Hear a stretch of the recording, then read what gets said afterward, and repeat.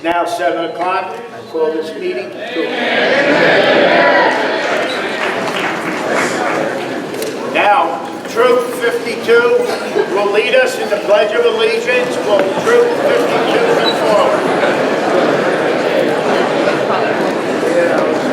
Bring your back up.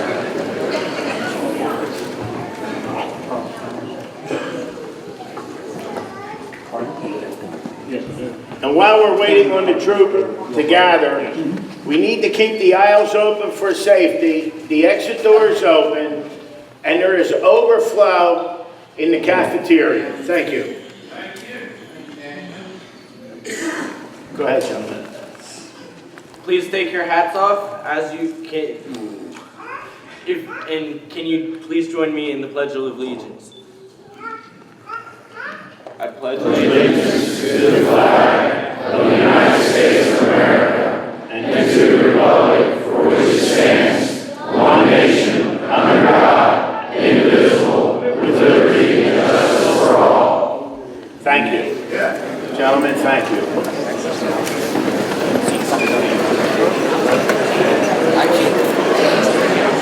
Before we actually go into the meeting, Mr. Carter has sent an email. He has a family medical emergency and will not be here, but he is supporting the activity for the amendment, for the resolution.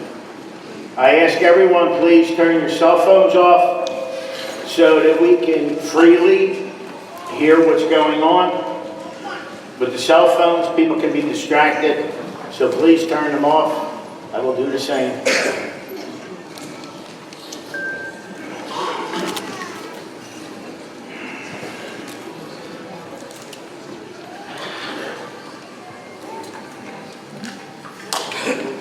I'd like to thank everyone for coming out tonight. This subject is very dear to me. For the veterans in this room, we took an oath, and the oath we took was to defend the Constitution and to defend the President. We need to remember the oath we took doesn't end when the uniform came off. You carry it for life. As I said last night, I raised my hand and took my oath of enlistment May 10th, 1966. 29 years, 1 month, 15 days later, I separated. I take this very serious. I had 2 family members buried in Arlington, and my best friend is in the wall in D.C. So please, I ask for respect during this meeting, and please do not block the exits. There is overflow in the cafeteria. Mr. Chairman, if you could, all the folks out front in the bottleneck area could take some of the seats out here. We've got folks still want to get into the room, but we can't until all the seats are filled. Right here, there's about 10 seats in the first 3 rows. Two right here.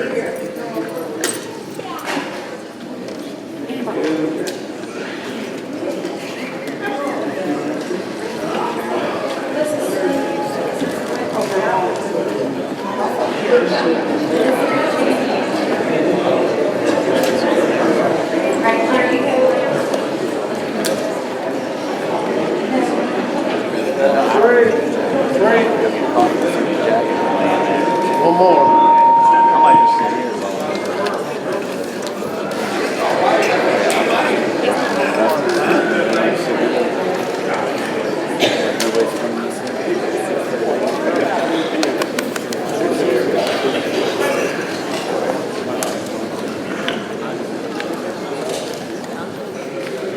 That's the way you voted.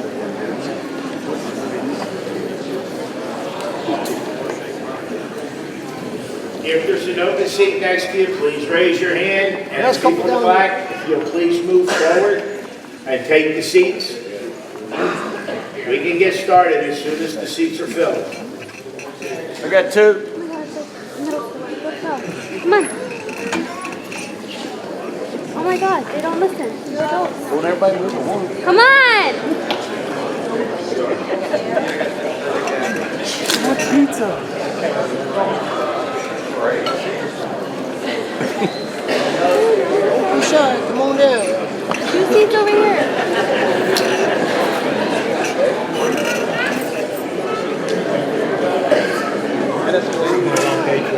move down front. We don't bite.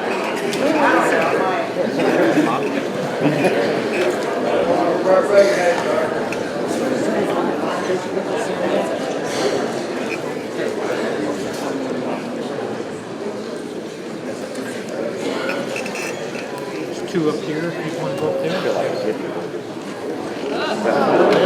All right. Who's running the light? Hand check.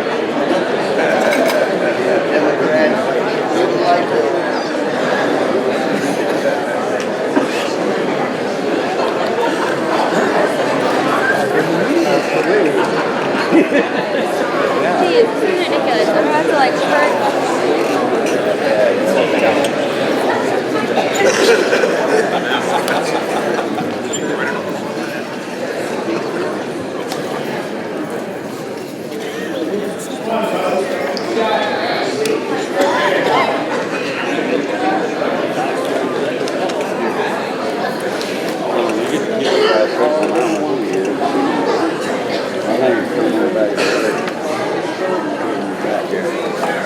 Sorry, bud.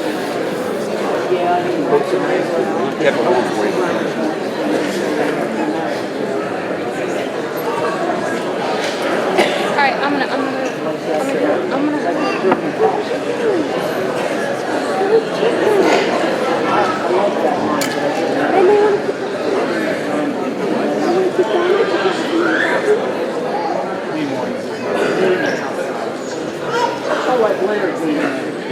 All right, if you continue holding your hand up, if there's an open seat, there's still a few in the back, but we're going to get started with the meeting. I ask for decorum in this meeting. No yelling, shouting, carrying on. We need to have respect. We need to respect the people in front of us, behind us, and on both sides of us. It's extremely important. But I'd like to ask, as we start, and I'm just asking for a show of hands, how many people are in favor of the Second Amendment resolution? Now, how many people against the Second Amendment resolution? Throw them out.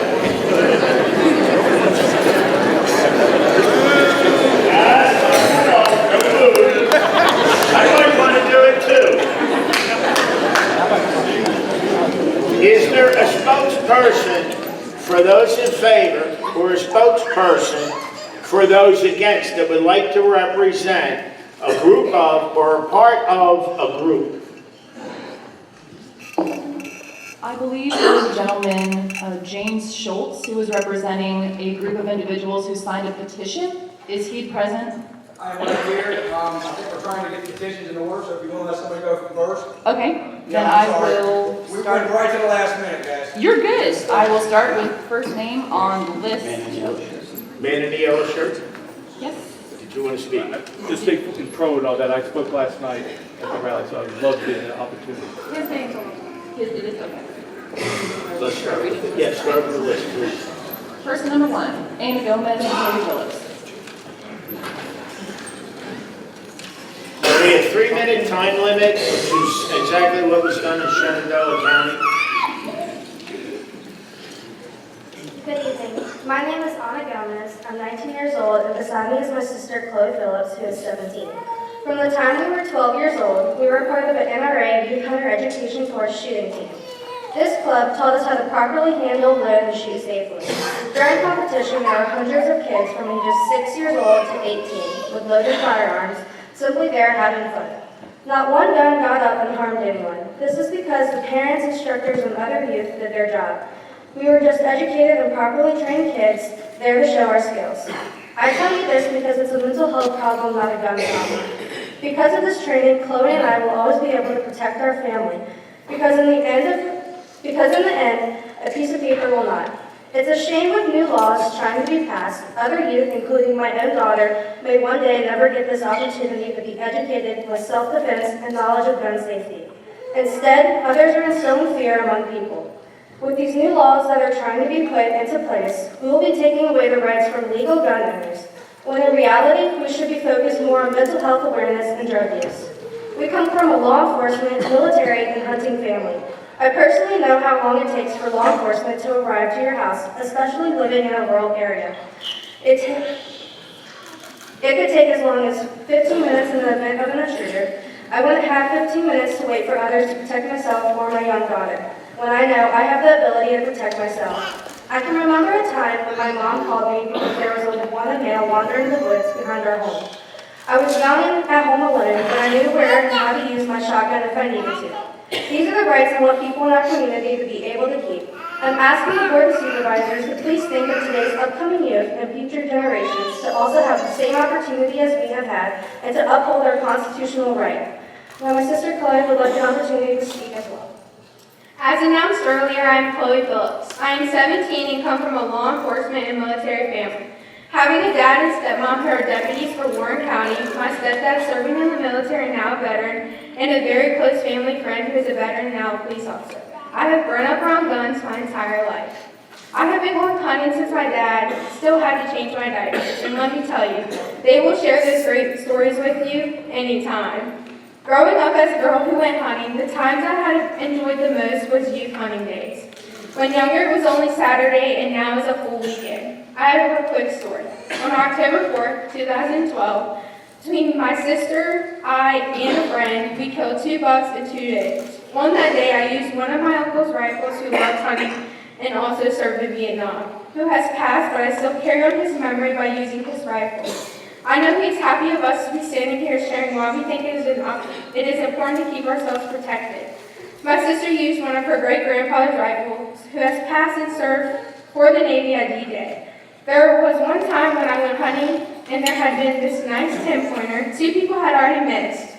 That morning coming in, the buck was headed the other way. That evening, me and my dad hunted together, and there was a few feet of snow on the ground. My dad had pointed out this buck making his way down the fence across the field from us.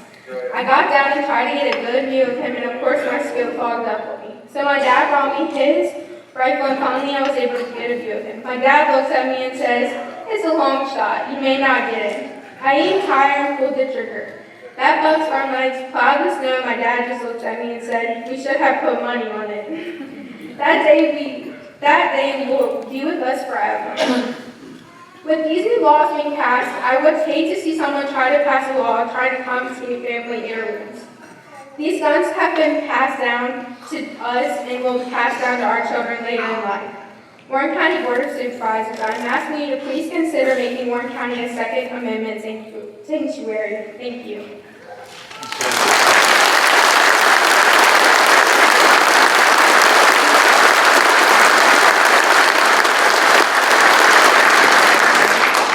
Greg Anderson.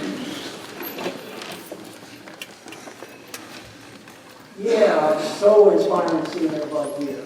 Wow. I thought I was going to have to fight the tyranny all by myself. I was Turn around and face the board, please. Yeah, honestly, I was terrified. But I've been trying to learn how to talk with the other side. We really have the facts on our side. We remain calm, and I'm willing to listen and talk with anybody. Do we have your name and address? Craig Anderson at 110 Sunset Lane. Thank you.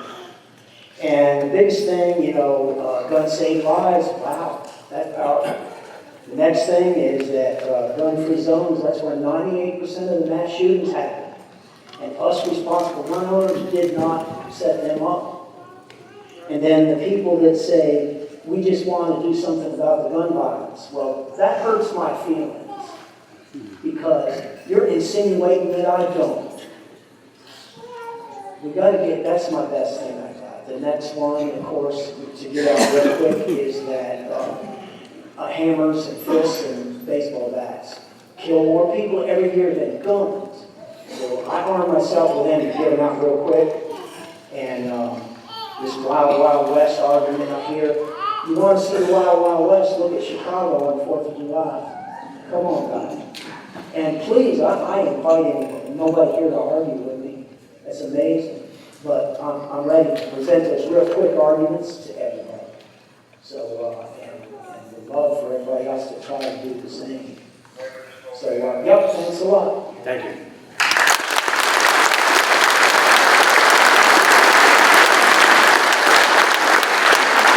Strong.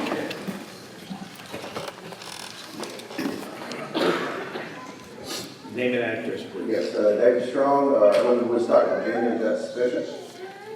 You need my street address, please, sir? All right, 614 South Main Street, Woodstock. Thank you. All right. And again, sir, I salute you for your service. I'm a fellow veteran myself, 20 years in the United States Marine Corps, reserve and active.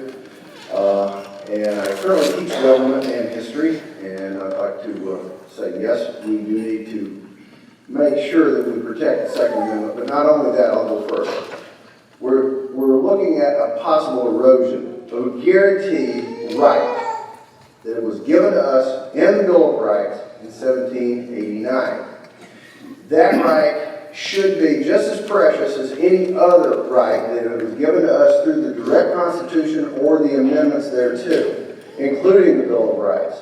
If we were talking about freedom of speech, free exercise of religion, freedom of assembly, which we are here tonight practicing, we would be up in arms so quickly across this nation that it would make this look pale. We were given these rights for good reasons by our founding fathers. James Madison was the genius he was, as was George Mason, who guaranteed the Bill of Rights to be added to the Constitution. We are kidding ourselves if we allow our voices to remain silent in protest to the erosion of any right given to us by the Constitution, any amendment, or any supporting Supreme Court decision. Thank you all very much. Thank you.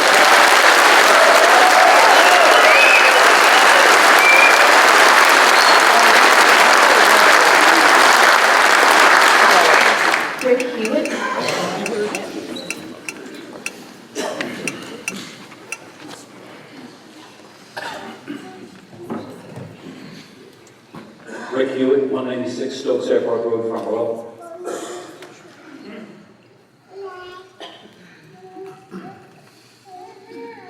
I'm what many people refer to as one of them damn Yankees. I escaped the People's Republic of New York in 1990. Then like many of my northern transplants, I am very conservative. I have made Virginia my home since 1998. My wife and I have raised 3 boys here. I've started a few businesses here in Virginia as well. I love it here in Virginia, and I have no desire to go back to New York. I would like to speak about this issue from a little bit different perspective. Recently in the news, we heard that police in New York executed a search warrant to recover a 30-round magazine. Not a gun, a magazine. In Maryland, a red flag law alert went out to the local police for Jerry J. Willis, age 61. Mr. Willis came to the door with his gun. When he saw that it was the police, he put his gun down. The police told him they were there to confiscate his guns under the new red flag law. Upon hearing this, Mr. Willis went for his gun and he was shot dead by the police. These 2 laws and many others are proposed to take effect here in Virginia. My point is this, ladies and gentlemen. Police officers all over the country take the same oath to the Constitution. Every community calls them their heroes, doing a job to protect the public. However, countless times a day, these officers break their oath of office and just obey the laws of the states and orders by their superiors. Now, we are not New York, we are not Maryland. We have a different culture here in Virginia. And this is different. We have it in the state constitution, we have it in our regular constitution, in a national constitution. And I want it to remain that way, that we have a different culture here. And so I would encourage you all to do whatever you can from Board of Supervisors here in Warren County to support our local police, as will the citizens here in Warren County. But it's not going to last. The onslaught and the educational system that we have currently is not sufficient. We're not teaching what we should to our children, and our culture will soon pass into something different. And we shouldn't think that Virginia is going to be any different than New York and Maryland in just a few years. We are living in very dangerous times, our friends. As a country, we are polarized like no other time in history. Even during the Civil War, the people were able to have a basic civil discourse. Now, given the age of internet and social media, we have forgotten how to have a debate and general conversation with those with opposing views. I certainly hope and pray Warren County becomes a sanctuary county, but this is only a stopgap measure. If we continue down this road, we will see another civil war.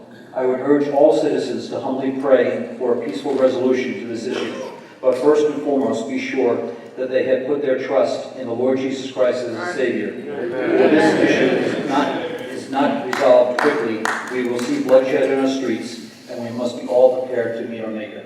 Thank you very much.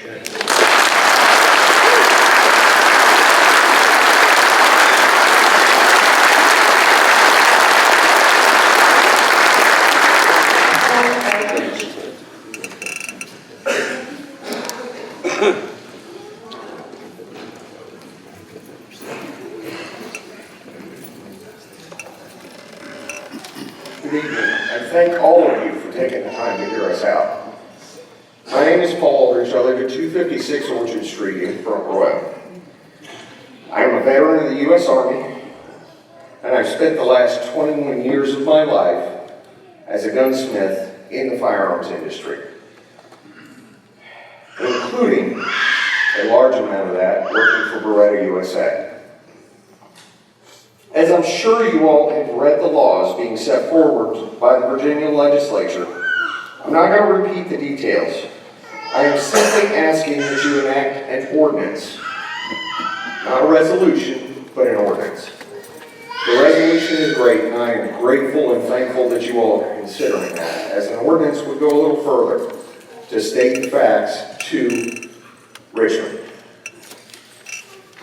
All of the laws that are being presented before us are in direct violation of the Constitution of the United States and the Constitution of Virginia. I ask you uphold the Constitution, nothing more. I've also heard some concerns about the Dillon Rule. The Dillon Rule only applies to non-constitutional subjects. Therefore, it does not apply in this situation. The people of Warren County have signed a petition in full support of this measure. In this petition, the elected officials of Warren County and the Commonwealth Attorney have been notated and seen. However, there are also many residents of the county that have not been able to sign the petition due to work or other reasons. We ask you to also consider those residents. So I speak at their request as well. Please enact an ordinance to protect the citizens of Warren County and all of the towns within. As a gunsmith of over 21 years, I can guarantee you that I have never seen a firearm discharge itself. Every single firearm that I have ever worked on, that I have ever touched, seen, or watched other people handle, would not discharge without human intervention. Okay? That being said, we know this is a fact. The problem in the country isn't the firearms. The problem is the people. The hearts of mankind have gone a different direction. God was taken out of the schools. Our prayers were taken out of the schools. I ask you to help us return to the individual rights and the principles that helped us establish this great nation. I am proud to be an American, and I am proud to be a citizen of Warren County. And seeing the residents that are here tonight, I am grateful for every ounce of you that have come to support our Second Amendment rights. I ask you please, and I pray, that God may bless us as a country, as a state, and as a county. And I thank you all very much.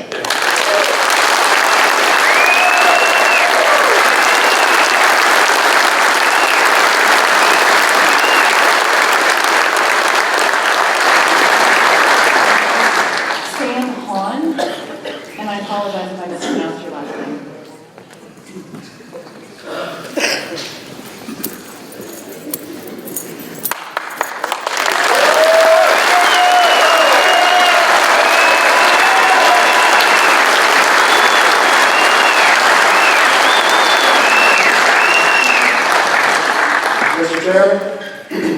ladies and gentlemen of the board, my name is Sam Hahn.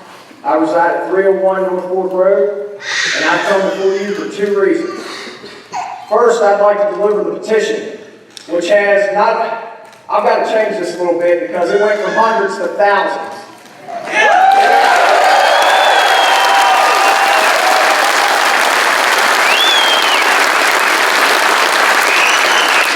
These Warren County residents want you to declare this county a Second Amendment sanctuary. When this petition was initiated, it was an effort to give the people who couldn't make the 9 a.m. meeting a voice. But now that you've turned it to 7, you see that you pretty much accommodated everybody in the county for the most part. The second reason I'm here is to express how myself and many of those in attendance feel about our current situation. I've heard many excuses as to why we're in this situation, from low voting numbers to lack of seats being challenged in the General Assembly. I've heard that Bloomberg outspent the American people, placing us at the mercy of tyrants that wish to deny us all our God-given and constitutional rights. Truthfully, I feel that we're to blame to some extent, and if you'll allow me, I'll explain. We've allowed the media to replace facts with opinions. They pick information and they arrange it to fit their narrative. Much of what they broadcast is not accurate, and they're uneducated in the matters that they speak of. Their actions go unchecked and unchallenged because the average American person cannot afford to be heard by national media. The second thing is we have neglected to teach our children what it means to be Americans. That's right. Many are raised without consequence for their action, and as a result have no respect for themselves or anyone else.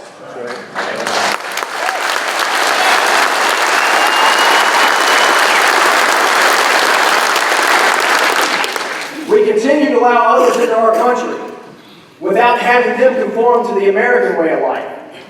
Instead, the higher powers that be convince the public to allow them to change our traditions and customs to accommodate them.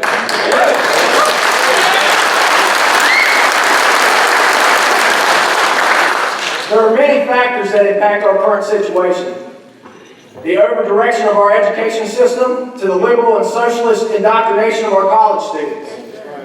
For far too long, we have turned a blind eye to these things. Everyone is focusing on their own lives and struggles, not giving any thought as to what ramifications these actions will bear on future generations.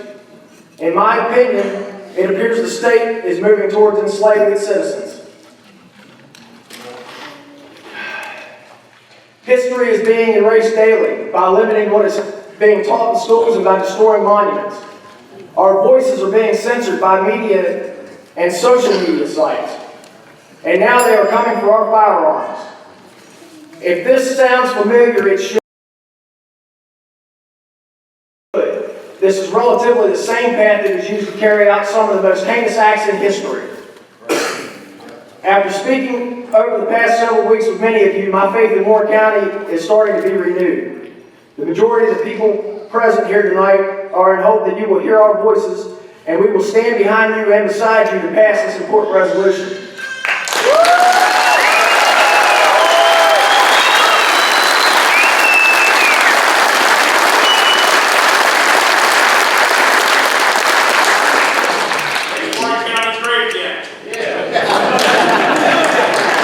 Before I go, there are a few other things I would like the board to consider, and I hope that my fellow Americans will help encourage you with them.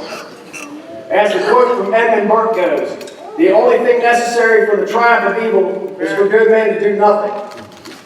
Some initiatives that follow along with this truthful quote would be to reinstate firearm safety and hunter's education into the schools.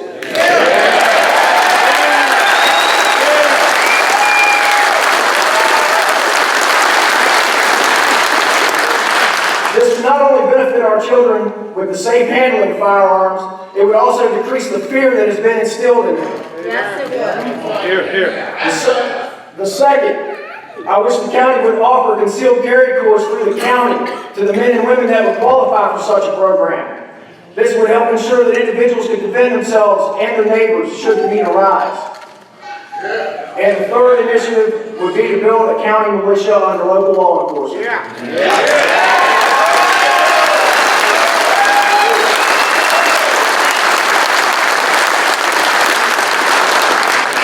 These individuals would fall directly under the command of the Board of Supervisors and would be used in the defense of our Constitution as well as any natural or civil disaster that if it should ever become necessary. We have all gathered tonight to defend our Second Amendment rights. However, if you look at the current legislation, you'll find that there are several other constitutional rights that are in danger as well, such as the freedom to assemble and due process. Throughout time, men have laid down their lives to ensure our freedoms would not perish from this earth. Should one of those freedoms be erased from the Book of America, then we as free men shall cease to exist, and those who fought valiantly to defend her will have died in vain. I'm here to tell you that that will not happen, not on our watch. We will not silently sit by and allow the tyrants in Richmond to change our way of life. Richmond needs to listen to our tail rattle, because there will be absolutely no compromise on our freedoms.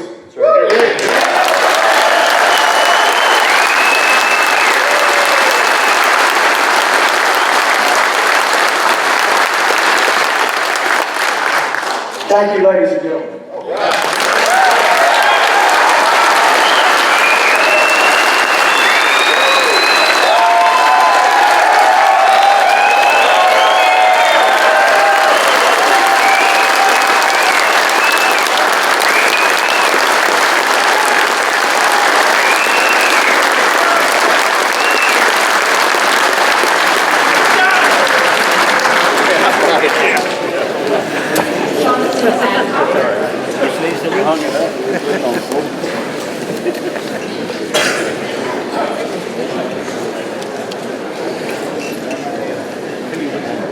Well, it's going to be hard to follow that act.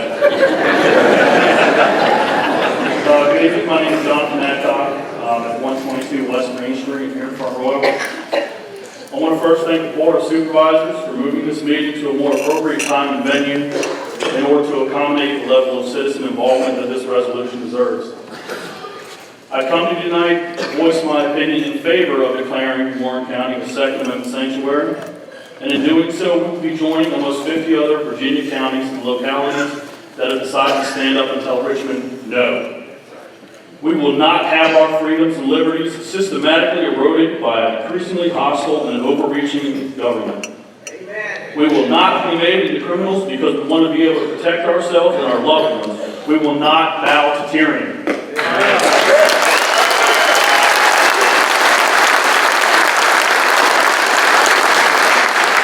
The verbiage of the Second Amendment is extremely clear. The words "shall not be infringed" leave no room for individual interpretation. Yet the founding principle of this truly free nation is being increasingly attacked under the guise of public safety. Let me be 100% clear on this. Mass shootings are an absolute tragedy. But vilifying law-abiding citizens and decimating individual liberties are not the solution to that problem.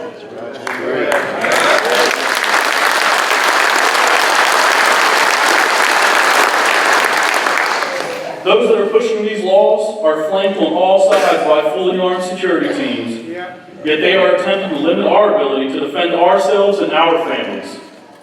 I don't know about you all, but I believe that my family and the families of everyone else here tonight is just as important as Governor Northam's family and just as deserving.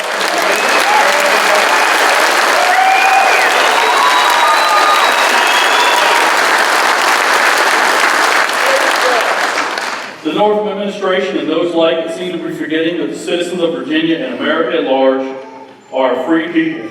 And as free people, we will not give up or compromise on any of our God-given rights. We stand up today not only for our rights, but for the rights of our children and our children's children. We ask that you stand with us in defense of our Second Amendment rights and in strong opposition to any who would seek to violate the Constitution of Virginia and the Constitution of the United States of America. Thank you.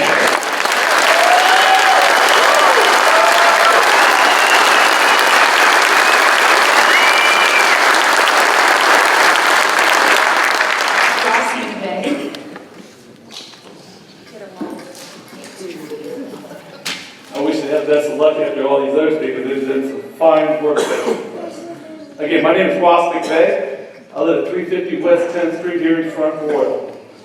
I had an opportunity to speak to you at the last board meeting to encourage this event. I thank you very much from the bottom of my heart that you've done this, because it is very important to the citizens. I would be remiss if I didn't want to also wish everybody a Merry Christmas and a Happy Hanukkah, because it is that time of year.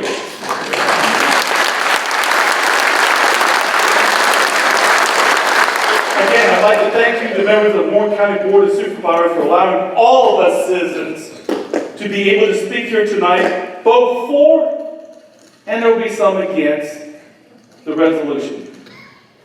We're able to do this because of the liberties and freedoms we have in this great republic that we live in. And also by the enshrinement of the rights we have in the U.S. Constitution, again the Bill of Rights, and furthermore noted in the Virginia Constitution. And this brings me to an important point of discussion.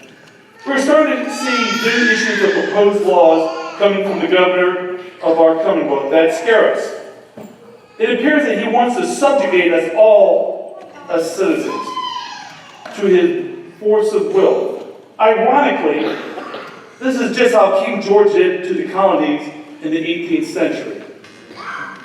As you know from that chapter of history, his intimidation was to go and hang the leaders of the rebellion. During the signing of the Declaration of Independence in 1776, Benjamin Franklin spoke of these famous words. Yes, we must indeed all hang together, or most assuredly we'll all hang separately. I'll talk about that in a second. We know this is a tough time and situation for all of you, but we know that you know what is going on with the citizens and you will do the right thing for them, as outlined in your oath of office. Don't let King Northam and his band of redcoats bring tyranny to the citizens of Warren County. Stand strong. And by you putting your signature on the support of this resolution and protecting our constitutional rights in the Second Amendment, consider your signature on the resolution as being just like John Hancock. Because when he wanted to let the king know about his signature, he made it big so that he could read it. Do the same thing. And the reason I'm motivated by paying strong there, as you heard last night, we have already started to see the other side that is making idle threats that could become very serious. Threats to elected leaders that they want to have petitions, threatening elected leaders there from holding back funds and so forth. It's a tough decision, but we do expect you to do the right thing. And I will also like to have one last point here. For those that are the current members and the new members that will be coming on, I invite you to join with all of us as we go to Lobby Day in Richmond, Virginia on the 20th of January and stand there in the crowd of colors. Please walk. Thank you. Gerald Stone.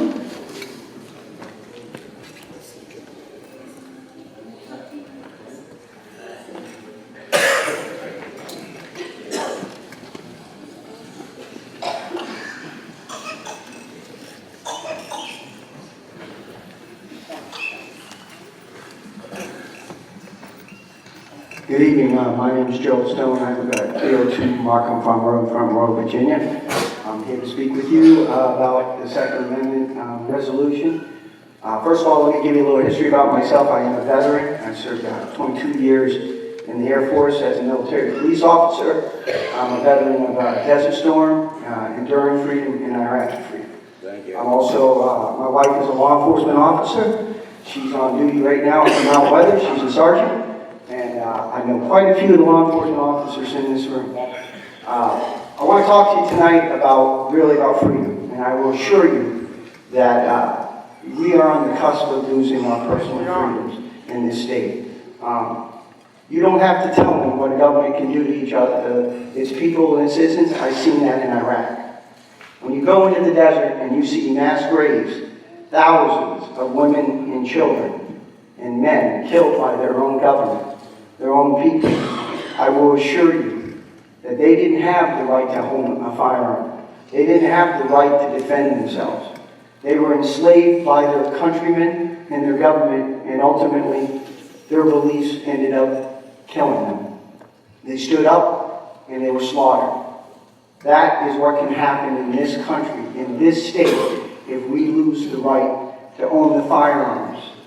244 years ago, when the British marched from Boston to Lexington and Concord, they weren't going there to give them a hug. They went there to take guns and ammunition.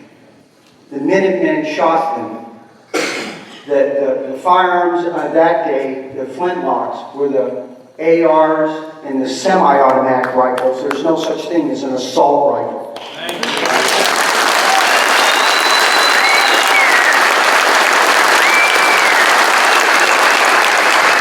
Those men were patriots and willing to die for what they believed in. I took that oath too, sir, and that oath still stands today. And I will assure you that this is the serious times we are in. Governor Northam, Attorney General, what's his name? Harry. Yeah, they have personal security 24 hours a day. God bless the Warren County Sheriff's Department, but they're 20 minutes away from my house. I have to defend my family. No man has the right to tell me how I can defend my family with what arms. God gives me that.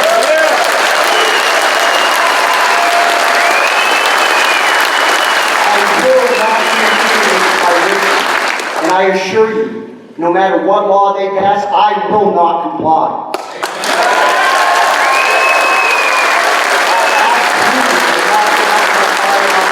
My properties and my freedoms to any man. I have that right to defend my life, and I have the right to defend my family and my neighbors, and I stand by that. Lastly, this year on September 9th, I lost my daughter to a suicide with a gun. If any man in this room should stand up here and tell you that we should allow these laws, I would. But my daughter didn't die by a gun. My daughter died because she had mental health problems. She would have killed herself hung herself, took pills, whatever. The problem in America is not guns. The problems in Virginia are not guns. Mental health is a problem. Drug addiction is a problem. Illegal aliens in our state, wasting our funds, is a problem. Criminals not being prosecuted to the full extent of the law is a problem.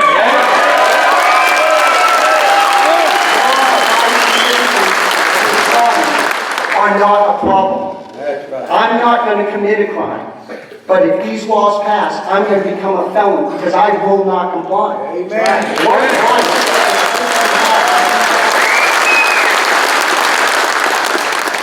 I would hope that you would pass this resolution and remember that you all took an oath too. The deputies in this room took an oath. The law enforcement officers throughout this Commonwealth took an oath, and I would ask them not to comply too. I would think that it would be the end of this country as we know it, the day law enforcement kicks down doors to confiscate personal property from law-abiding citizens. To me, that is unfathomable, unlawful, unloyal, unconstitutional, and unconscionable. Unhealthy. So please think about what's at stake. This isn't just about guns. This is about all our personal freedoms. This could be the beginning of the end. I just ask, please humbly, you really take into consideration what's important. This is vitally important. Thank you.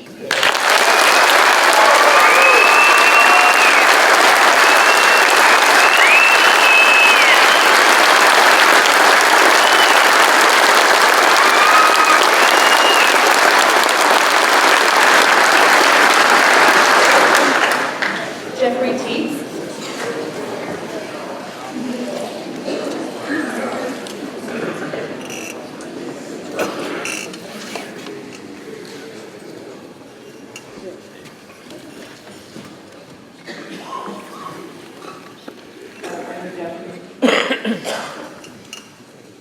not gonna. Jeffrey. 441 Rocky Mount. Okay. Stephen Kurtz. Good evening. My name is Stephen Kurtz, 2382 Harmony Hollow Road, Farnborough, Virginia. I bring a message to you tonight from your Congressman Ben Klein.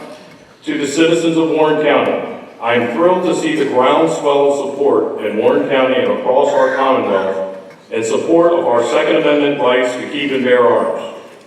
When Virginia debated whether or not to ratify the United States Constitution, our representatives insisted that the right to keep and bear arms was an essential liberty given to them by their Creator. And through their efforts, the Second Amendment was enshrined in the Constitution as part of the Bill of Rights. It would be a tragedy if our elected representatives in Richmond were to now seek gun control laws that dismantle the very protections established by their predecessors. Both in Richmond as a delegate and now in Washington as your congressman, I have made it my top priority to stand strong in defense of your Second Amendment rights. I was proud to chair the Committee on Militia, Police, and Public Safety in Richmond, where we were undefeated in our efforts to stop gun control measures. As a member of the House Judiciary Committee in Congress, I fought the Democrats' gun control bill earlier this year, successfully adding language that amounted to a poison pill for many of them, and reducing the chances of it passing in the Senate. Your God-given liberties cannot be taken away by actions of men. They can only be suppressed. Speak loudly and with one voice, and the incoming legislature in Richmond will hear you just as your Board of Supervisors hears you tonight. By expressing your First Amendment right to free speech here tonight, you better ensure that your Second Amendment rights will be protected in Richmond next month. I stand with you, the people of Warren County, and I stand with all those who defend our beloved Constitution. God bless you and God bless the United States of America. Congressman Ben Klein.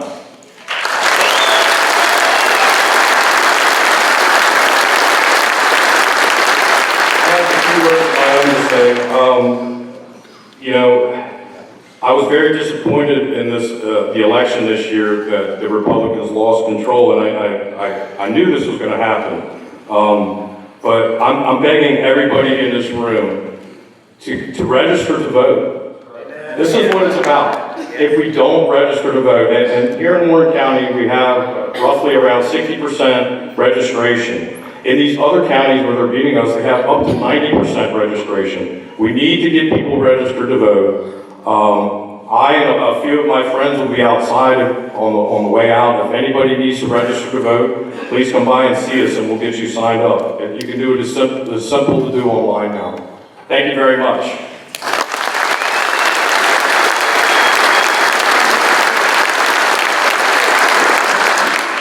Robert Hutman.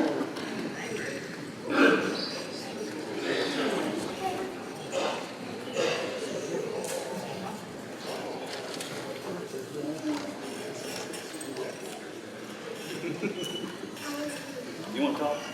All right.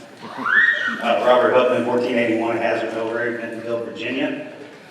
I had a good speech with the rest of them, but they done hit all my points. And I'm mainly up here to say thank you to you guys. Moving the meeting was a big step in the right direction. People definitely showed up and we're really appreciative of it. And thank you, Dan, for your speech last night. Very motivating, and I look forward to seeing you on Lobby Day down there in Richmond.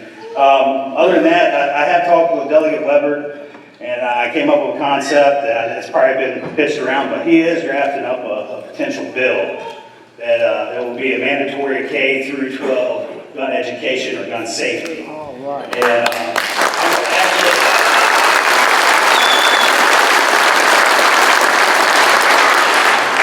And I'm really adamant about that, not only because I teach and I do Brazilian Jiu-Jitsu, and we do self-defense classes and whatnot, but I think it's very important for the community and the children that might not be exposed to any type of firearm to at least know what it is maybe the sheriff's department can get behind it and help teach these young children not to be afraid of the gun, but they be able to, call adult in for whatever type of situation they come to, and they're not going to be terrified. And I think that's probably, along with mental health of this great country, the desensitized of the guns is not helping the matters right now, and that's where we find ourselves today. But other than that, thank you, and God bless you guys.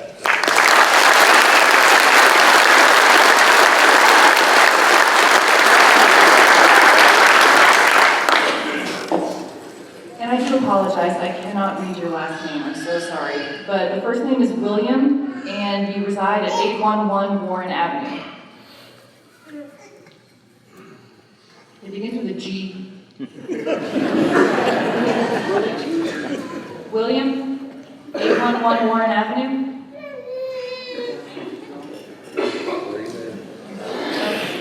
I'm so sorry. David Hafner. Oh, he is? Hey, okay.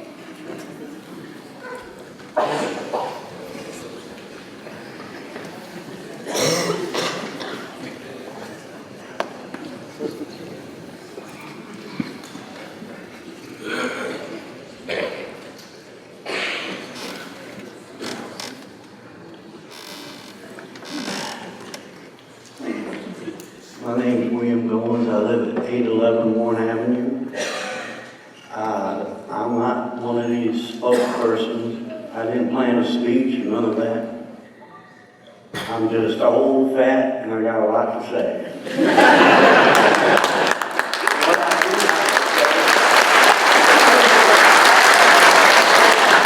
What I do have to say, it's time to talk about honesty. You know, we talked about a lot of things tonight. It seems funny. Every year at election time, first thing that comes up is guns. Why? Politicians, they want to get elected. What's the biggest platform there is to be elected? Guns. Guns are the root of all evil. Well, my father told me something when I was young. He said, guns don't kill, people do. Our problem in this country is we're soft. We're a soft nation. In other countries, if a man steals something, they cut his hands off. If a man shoots a person, they kill him right there. Why waste the taxpayers' money and everything else? You got to make the penalty fit the crime. I don't say two wrongs make a right, but what I do say is we have and we earn the right to bear arms. Our forefathers fought for it, and by God, we're going to fight for it. And I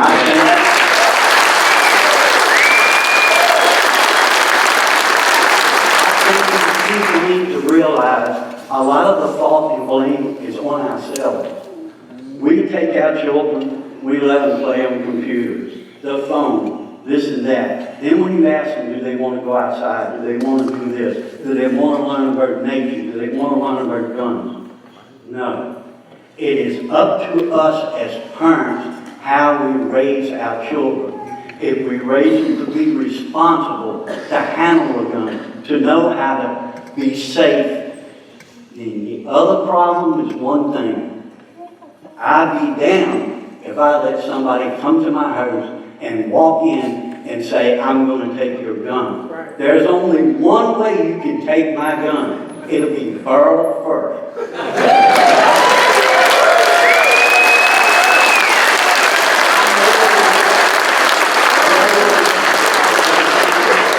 I know I've seen all my friends and buddies have died for this country. We have a God-given right to bear arms. And no offense to y'all or this panel or anybody else. Nobody has the right to represent us and tell us that we cannot bear arms, because by God, we can.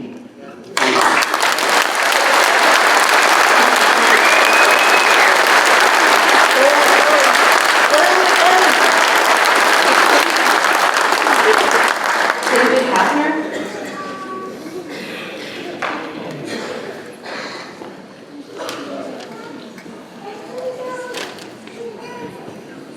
Good evening. David Hafner, 189 Mohawk Road, Front Row. To paraphrase Paul Revere, the leftists are coming, the leftists are coming. And they're coming for our way of life. Governor Northam and the rest of the Northern Virginia Democrats were bought and paid for by the socialists in New York City, George Soros and Michael Bloomberg.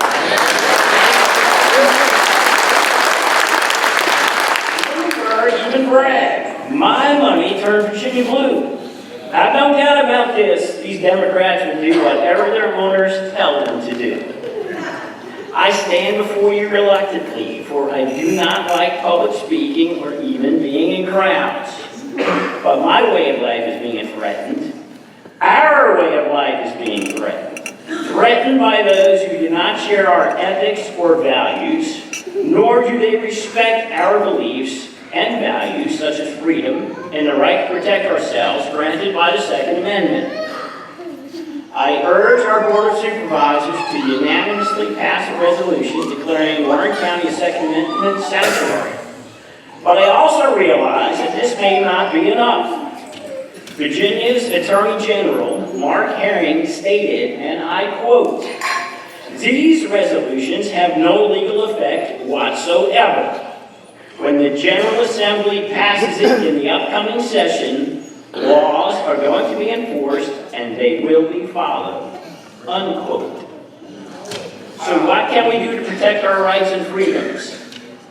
One of the things we can do is shut down Northern Virginia. I'm not suggesting anything illegal, but we all know that Northern Virginia is very congested. If we can organize a Second Amendment county statewide, we can shut down the economy in Northern Virginia just by visiting. We can create gridlock on the roads just by going there and that.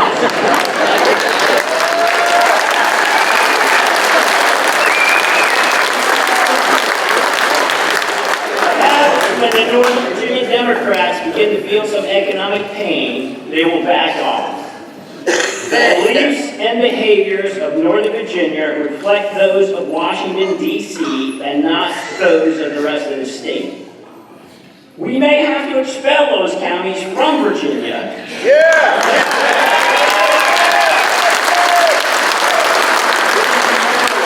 Then they can form a state of like-minded individuals with Washington, D.C., and leave us the hell alone.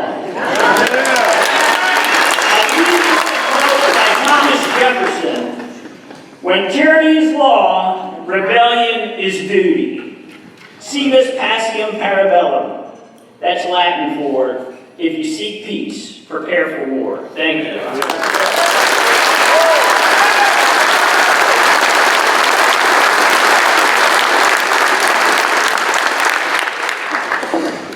Jesse Lipinski.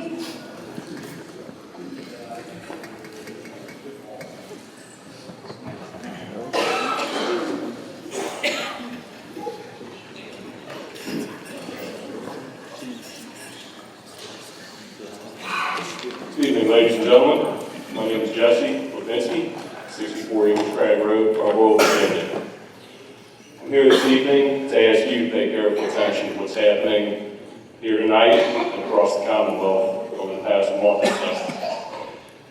This crowd and others we're seeing in nearly every county represent the true Virginians, not the politicians currently headed to Richmond who are bought and paid for by money from New York and other outside interests and elected by small pockets of liberal counties with large populations. I feel that Senate Bill 16 and 64, as they are written, and any other form or variation are unconstitutional and should not be tolerated or complied with. No compromise in any form is acceptable, and they must not be passed. I implore you to help send this message to Richmond by acknowledging Warren County as a Second Amendment sanctuary. It's time that government officials and politicians at all levels are reminded that they are representatives of the people, public servants, not our rulers or elites.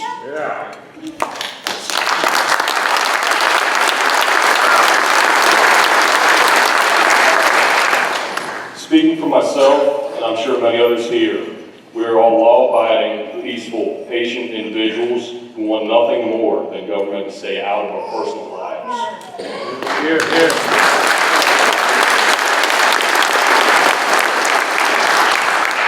That patience will be tested if we are all made felons arbitrarily by the stroke of a pen.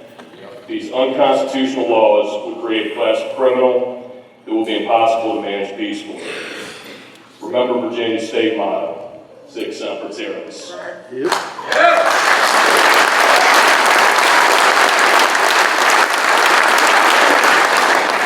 We as Virginians are born of a fighting spirit that will not surrender.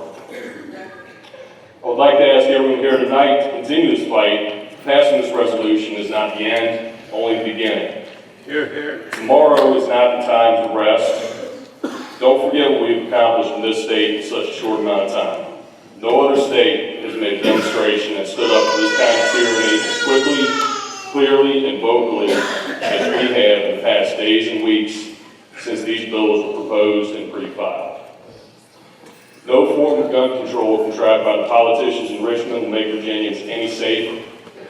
It will only take away the ability of the most vulnerable among us to defend ourselves. Taking away our right to self-defense will prevent abused spouses, physically disabled, the elderly, or infirm to stand up to those that wish to do them harm. Virginia is currently one of the safest states in the nation. What do these laws really intend to accomplish? As someone stated before, 98% of public mass shootings have taken place in gun-free zones. Please don't allow Virginia to turn into a gun-free zone. I also ask that we not be fooled by the political speak within these bills. Assault weapons are already highly regulated and nearly impossible to acquire by the general public. They speak of the firearms that they wish to ban as if they are fully automatic machine guns, yet they no more closely resemble that than a Honda with a body kit being called a Ferrari.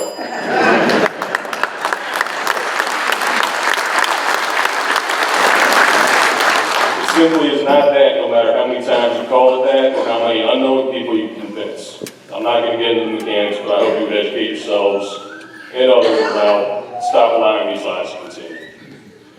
There's a trend lately in politicians governing by feelings and emotions rather than facts. These bills are not intended as gun control. They're simply one more step in incrementalism towards the ultimate goal of a completely disarmed population. And our populace are citizens, a disarmed populace are subjects. While I try to understand the concerns of those in opposition to these resolutions, it hurts. Wanting to feel safe in their communities is my desire as well. What I don't understand is the desire to attack an inanimate object rather than criminals choosing to wield them. Go after the criminals, don't turn me into one. This is why I oppose any further restrictions on our God-given right to self-defense and showing my support for law-abiding gun owners throughout the state and the nation. I, like many others, am choosing to make my voice heard because these bills will set an exceedingly dangerous precedent. Already on both sides of the aisle, there's growing talk of violence, which is becoming more open and common on both sides. We are now so politically divided, it seems we will never find common ground. Hopefully Richmond takes note and drops their attack on law-abiding gun owners. In closing, I was born and raised in Virginia. I will always be a Virginian and above all an American. I'm a law-abiding man and I pray we find a peaceful solution to this issue, and I will not sit idly by as my freedoms and rights continue to be eroded. I intend to leave this state and this country a better place for my children. I'll leave you with this quote from Samuel Adams. If you love wealth greater than liberty, the tranquility of servitude greater than the animating contest for freedom, go home from us in peace. We seek not your counsel nor your arms. Crouch down and lick the hand that feeds you. May your chains rest lightly upon you, and may posterity forget you were our countrymen.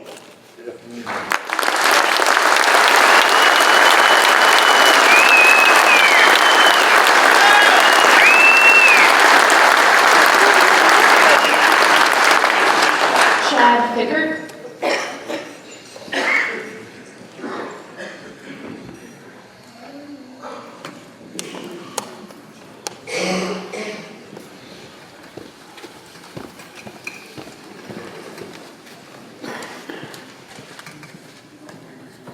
evening. My name is Chad Fickert. I live at 581 High Top in Linden. I'm not here to talk about the Constitution or your jobs. I'm here to share a little bit of history. A few years ago, I lived in California. And as we all know, they have one of the most restrictive gun laws in the entire United States. And one day I was eating at a restaurant with a buddy, and we were just chit-chatting, having fun. And a woman comes screaming in, saying, "My husband's assaulting us." So we're 20s, we're good, we can handle this guy. He's older, somewhere in his 50s, so we both got up and walked down the stairs. Thank the Lord, this man was not on a rampage, because we passed it, and we did not realize that this was the guy. I got into the parking lot, and the lawyer was dead in the doorway, because she was handicapped, so she was in her wheelchair on the door, already been shot. 2 minutes later, I hear the shot from inside, and he shot his wife. I never want to be in a position where I cannot defend my friends and family. It took the law enforcement 45 minutes to show up. This is not that much different from the area that we live in today. So where I live up in Linden, it will probably take that long for someone to show up. And that's a long time for someone who wants to do something evil to me. I will gladly put my life down for my friends, my church, my countrymen, and even the people that don't think I should own a gun. I will still lay down my life. If I see an officer in trouble, I will stop and help them if I can. But I can't do that if you regulate what gun, how many capacities I have, because at some point in time, with the way these bills are written, they can just say, "Hey, you know what? We think you're part of the militia, so we're going to arrest you now, because you're now a felon." And just at whim, depending on how they decide. And so I want to come before you, not to necessarily remind you of the Constitution, but to share a story, a personal experience of being in an active shooting situation where we had to sit in one of the outbuildings of this establishment and wait and hope he was not actually on a rampage after he killed his wife. And it's a very disturbing feeling to be there and being helpless. When I was a kid, we played cops and robbers. And we shot each other with the toy guns that we had. And my mom took our guns away, because it's not good, you shouldn't be shooting people. So we used sticks. We shot each other with sticks, and she took those away. And then what happened, we started using our fingers. And she's like, "Well, I can't chop those off." So what she decided to do was teach me respect. To teach me that everyone has a right. Everyone is individual, and I should respect that. And through that, I play video games. I play violent video games even. I play Battlefield, I play Call of Duty, whatever you want, I can play them. But at the same time, I understand that this video game is not real. People are real. People deserve respect, whether they disagree with me or not. And I will say, you're entitled to your opinion, but I want to be able to defend those that I love and care about. Thank you.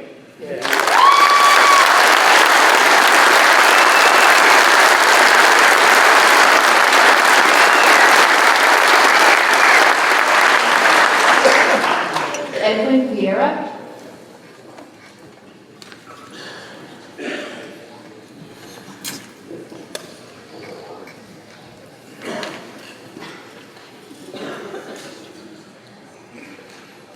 Thank you, members of the board. My name is Edwin Vieira, Jr. I live out in the county off Shenandoah Shores Road near Christendom College. I think it goes without undue emphasis that I would not be here addressing you tonight if I were not a staunch supporter of the concept of a Second Amendment sanctuary. Actually, we have a Second Amendment sanctuary, constitutionally speaking, throughout the country. Apparently, we're having a problem with that concept here in Virginia. Now, after the enthusiastic and eloquent and erudite presentations that were made by all the people that came before me to this rostrum, I think I can put aside invocation of the great principles of the Declaration of Independence and the Constitution and the Second Amendment and Article 1, Section 13 of the Virginia Constitution, and focus instead on something that is decidedly practical. And that is that I do not believe that the resolution that has been given out tonight goes far enough.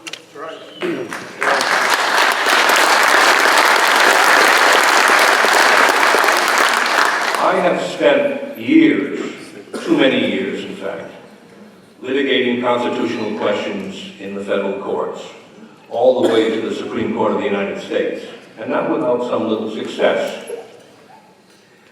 And my experience tells me that we must look beyond mere statements of principle to the practicalities of how this resolution is going to operate. The Second Amendment, Article 1, Section 13 of the Virginia Constitution, indeed all of the constitutions of the United States and Virginia, are not self-executing and self-enforcing provisions. They require someone to take direct action in order to effectuate them. Now, a resolution coming from this board that will support the concept of a Second Amendment sanctuary is a form of action aimed at effectuating the Second Amendment in Article 1, Section 13 of the Virginia Constitution. But my question is, who is going to effectuate this resolution for you? Who is going to support you and stand behind you when you stand up for this resolution? I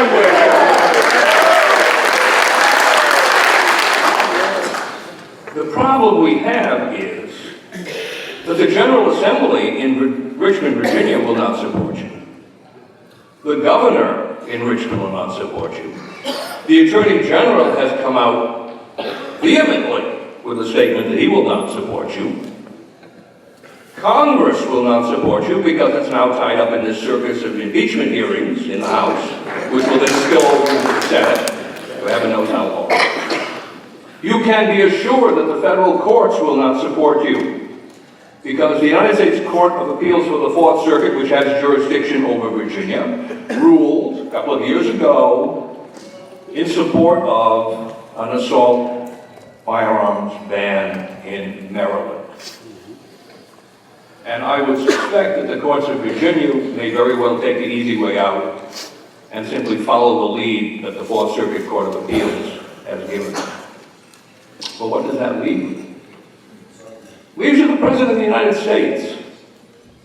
And it's very interesting that, and I have submitted some material to you for your consideration, there are statutes from Congress that authorize the President of the United States to put the power of his office behind a resolution that you would pass in favor of the Second Amendment sanctuary.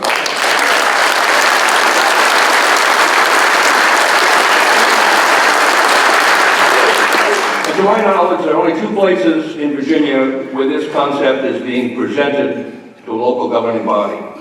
One here, you have the material that I submitted to you on the 3rd of December, and one in Chesapeake County where one of my sons is presenting this at a hearing tonight. Well, thank heaven that the President of the United States is not Michael Bloomberg.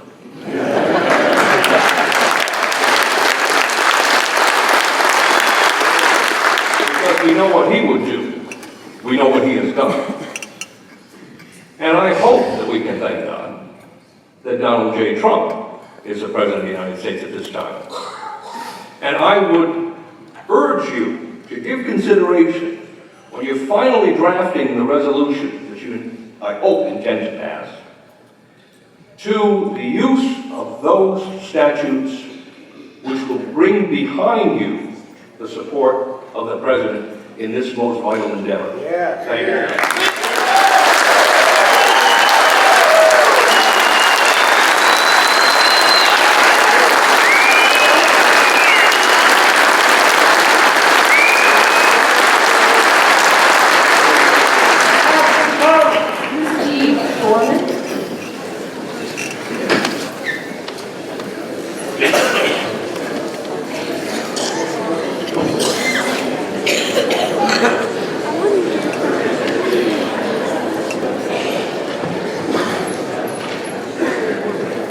Good evening. My name is Steve Warren. I have the privilege of being the chairman of the Warren County Democratic Committee. My home is at 887 Osprey Lane, and I am here tonight to express my concerns regarding the Second Amendment sanctuary proposal before you all. Gun violence is a public health crisis that needs to be addressed. The proposal before the supervisors makes assumptions about new laws and questions the right of the state to proclaim laws.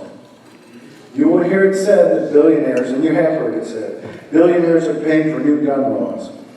Any outside influence must be compared to the millions that the gun lobby has put into the pocket of politicians over the years to buy their votes to perpetuate the cycle. Finding solutions to the gun violence epidemic was the #1 concern of voters in last month's election. After a gun massacre in Virginia Beach earlier this year, Republicans shut down a special session to address the issue after 90 minutes. Needless to say, they had no solutions. But Americans and Virginians support common sense reforms. I have some statistics from the University of Virginia. 88% of Virginia adults support universal background checks, including 81% of the Republicans. 82% of Virginians support allowing police to remove guns from people a judge finds dangerous, including 72% of Virginia Republicans. 58% of Virginians support a state limit of 1 handgun per month. And we'll just make a note.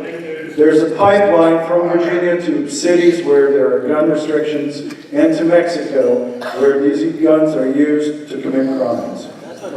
If this proposal is adopted, once again, Warren County will gain notoriety for a policy of massive resistance against laws it doesn't like. In the late 50s and early 60s, some tried to stop integration of the schools. This symbolic Second Amendment stance will be decided by the state judiciary. But how will adopting this lawless stance help attract businesses and newcomers so desperately needed to grow our community? This should be a concern for the leaders of this county. There is a growing social awareness and concern for all citizens, and a more progressive vision will help to draw new investment. Corporations are becoming socially responsive to issues that affect their employees and their public image. Do our already stressed taxpayers want to commit the funds to defend the inevitable court cases this proposal will bring? Yes, sir. Now, let's let him speak. Thank you. This is a democracy. Democracy is messy, so I think people need...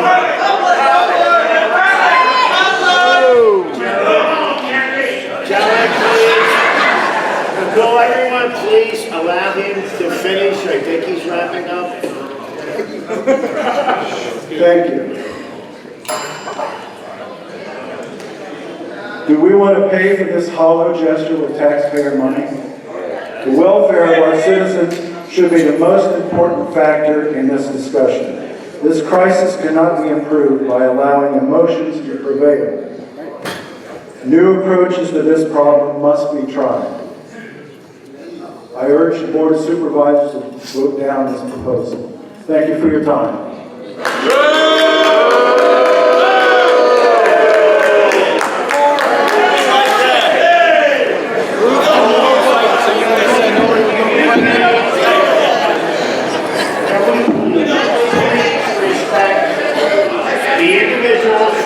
Saying we all have a right to say, but we'll be here tomorrow morning if we keep carrying on.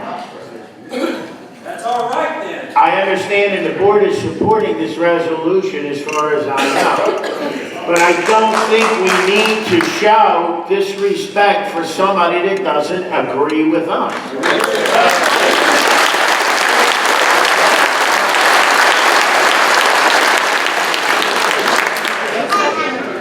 Vincent Resch.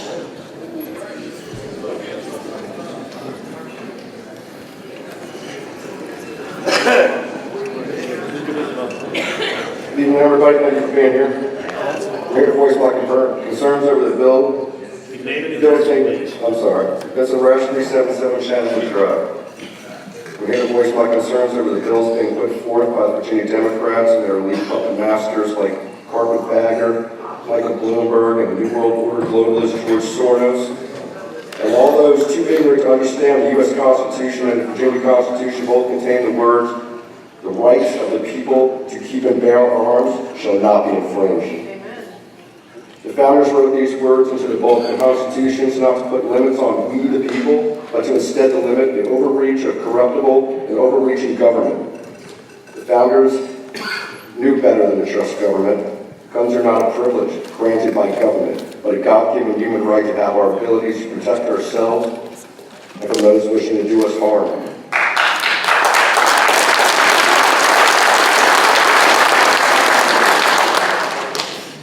They also cover we the people with rights against illegal seizures of their property, which is the Fourth Amendment. Due process describing the legal obligations of the federal government for us to be heard in court in a fair trial, the Fifth Amendment, and also the 14th Amendment, which obligates all states to do the same. The First Amendment to assemble and speak against injustices, and the Second Amendment to bear arms to protect us from everything else. The elite, the mainstream media, and their puppets on the left spread false information and refuse to report facts about guns and gun violence in the U.S. They say we have a gun problem, and they report now that there's 36,000 gun deaths a year, while they leave out that 2/3 of those deaths are suicides. That's roughly also 1,000 people that are involved in police shootings, and roughly another 1,000 accidental deaths.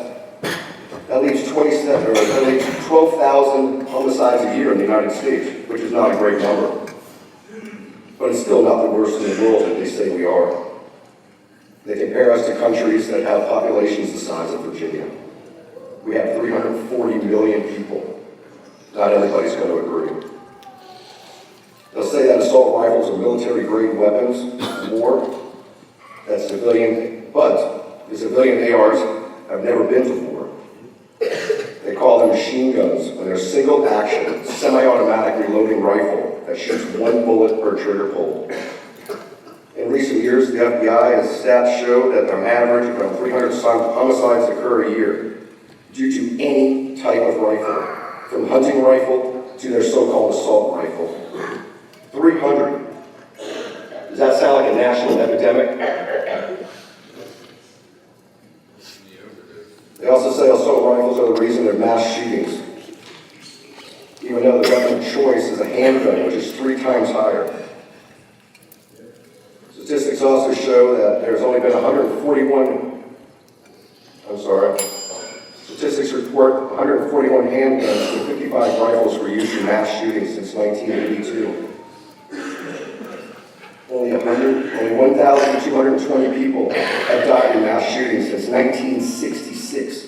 Using the definition of lone shooter, 4 or more people, non-robbery, and not a domestic shooting inside a public or a private residence. That is from the Washington Post.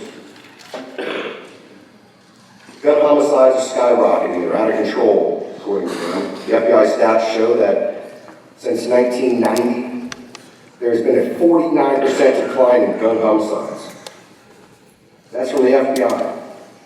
That the assault weapon ban should be brought back, and they boasted a 6.7% decline from 1994 to 2003, when the gun homicide rate was already in decline. That 49% decline. The same resolutions were found in Australia's gun buyback program, aka guns confiscation, with no significant changes. That was also reported by the Washington Post. Using their own figures, not the misleading facts, from Bloomberg-funded Everytown USA, FBI reports that more people have died from knives. 1,515 knives last year. Blunt objects, 423. Fists, hands, and feet, 672. The CDC's own numbers show that more people die from constipation, 2,167.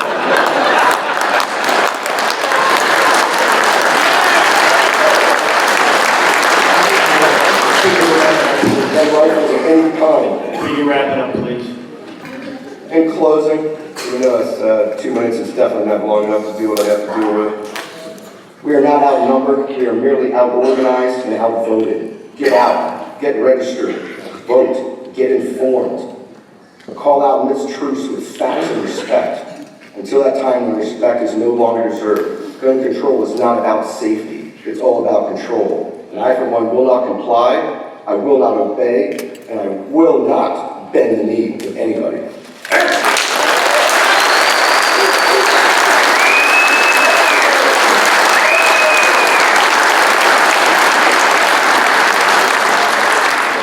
Kevin Greeley.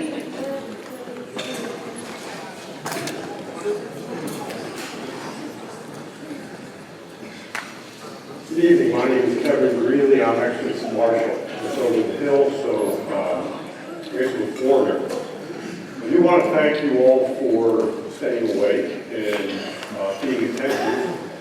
Unlike last Tuesday at the Fairfax meeting, where the Board of Supervisors basically turned their heads to the crowd, provided 30 minutes for people to make comments.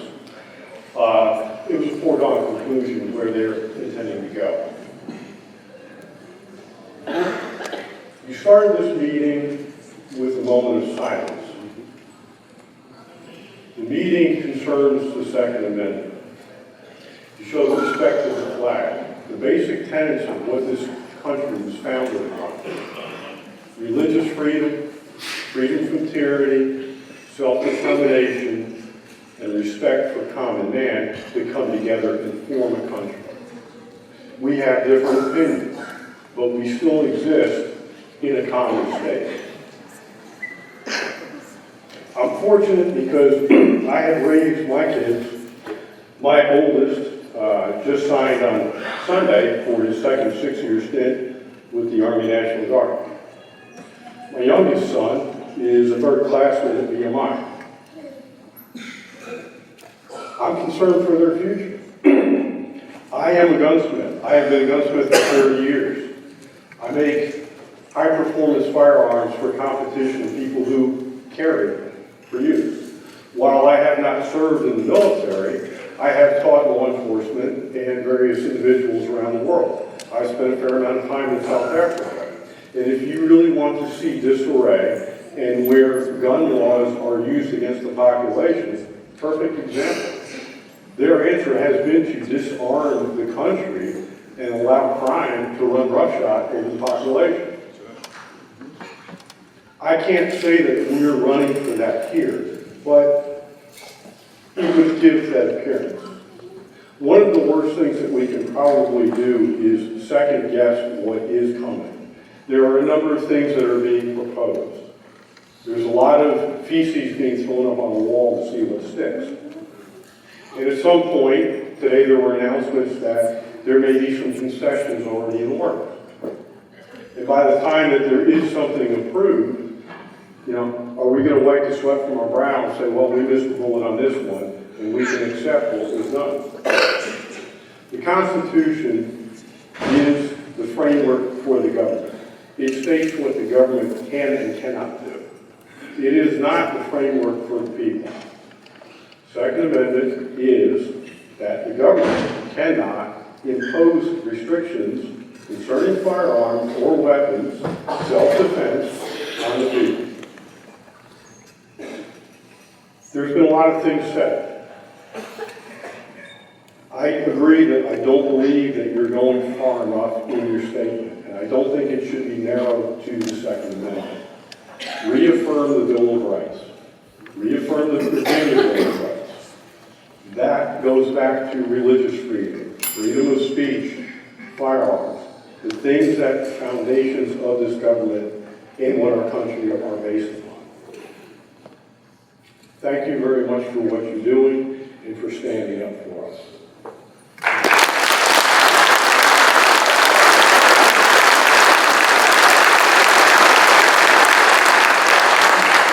Alex Ariston. I'm sorry. Okay, that's pretty close. Thank you, members of the board, for listening to all of us. My name is Alex Anders Ariston. Who's called me Alex. I'm a husband and a father and a homeowner and a taxpayer in Fort Royal, Warren County. I don't know if I said I live at 630 Highview Street. As you all know, Democrats have promised to, in January, outlaw firearms capable of holding magazines with more capacity than 10 rounds. However, to cut down my firearms capacity from 20 rounds, should someone attack me and my family in our home or elsewhere, would limit my capability for defense should I not have easy access to a second magazine for reload. As well as it would be it would be a further expense for me should I have to go and purchase a new firearm, which is only capable of holding 10 rounds. It doesn't bother me what other people choose to do in their free time, but I am a pretty boring person who don't do drugs or even drink or smoke. But as such a person, I don't like when drug dealers come into my neighborhoods and ruin the peace and safety of my family and I so much enjoy. So, I witnessed in court against a crack and amphetamine drug dealer when I had an office in the residential area in Washington, D.C., just a couple of years back. In the days leading up to the trial, every one of my neighbors' houses and cars were broken into. I don't think that was just a coincidence. The house I had my office in was unsuccessfully attempted to be broken into through the back door as well as via a ladder to the front second floor window where I had my office while I was there. When they saw me, they left, thank God. The convicted drug dealer went to prison only due to me witnessing against him. Unfortunately for my family and I, he received a shorter prison sentence due to a plea bargain. So I expect that he's back out on the streets again.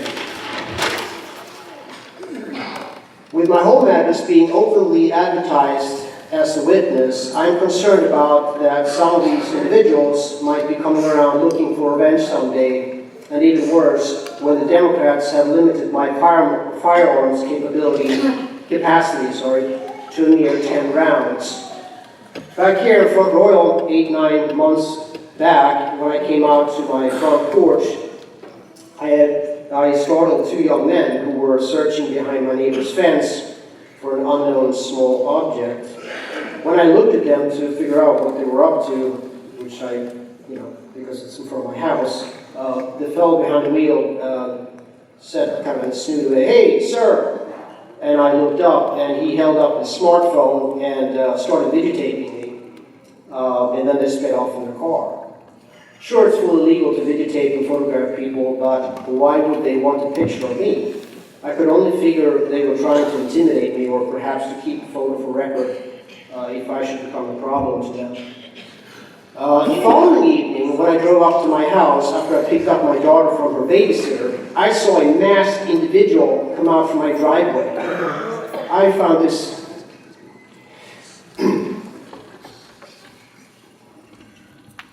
a bit disconcerting. So I went down to the police station in Front Royal and reported it to an officer on staff. I described the events and the individuals to the officer, and I told him if I ended up dead with a bullet hole in the back of my head, then at least they would know from the description where to start looking. The nice officer asked me that since they unfortunately don't have the manpower to be able to protect everyone at all times, do I have a way to protect myself? I told him I do, and I have a concealed carry, and I am a concealed carry permit holder. Although it may only have a symbolical meaning to adopt a resolution to declare Warren County as a Second Amendment sanctuary county, I think it would send a strong message to the Democrat-dominated government in Richmond, Virginia. Thank you very much.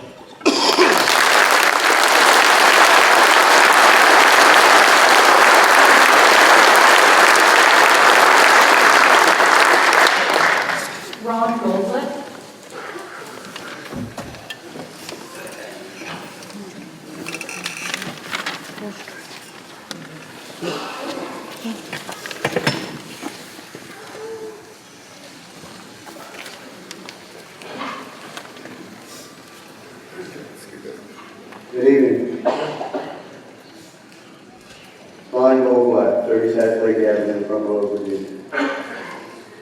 I'd just like to say that when I was a young man, I was born and raised in Northern Virginia. We used to come back to Skyline Drive in Shenandoah Valley. They used to call it God's country.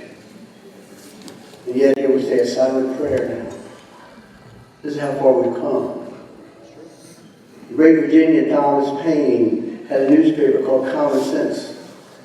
But nobody reads that anymore because they don't have common sense. Since I've been here the last couple of years, I've noticed that they've been canceled Cedar Creek Battlefield and all these events that are part of our history. And I maintain that if you forget your history, you're bound to have to relive it. I just would like to say to you folks that have the power to do this. Who knows, maybe one day we'll be able to say a real prayer for God instead of a silent prayer. Right. Because that's the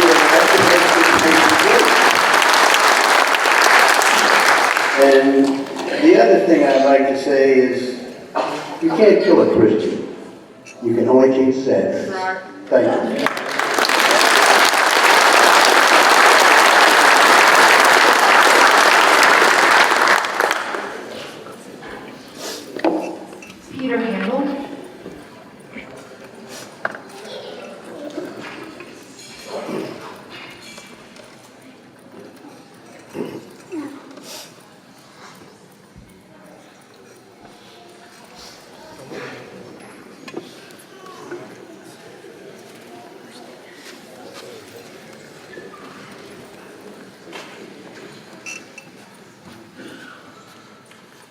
Hello, my name is Peter Handel.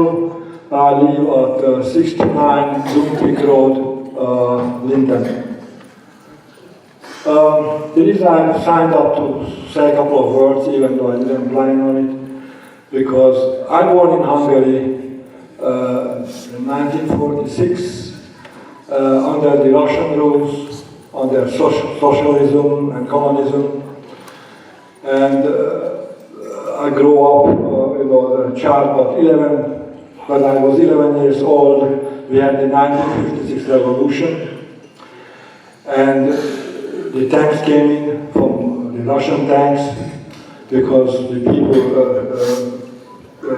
they had no guns and anything, and wanted to suppress the revolution. And as an 11-year-old child, the only things we had is rocks and cobblestones, and we built big, huge barricades against the tanks.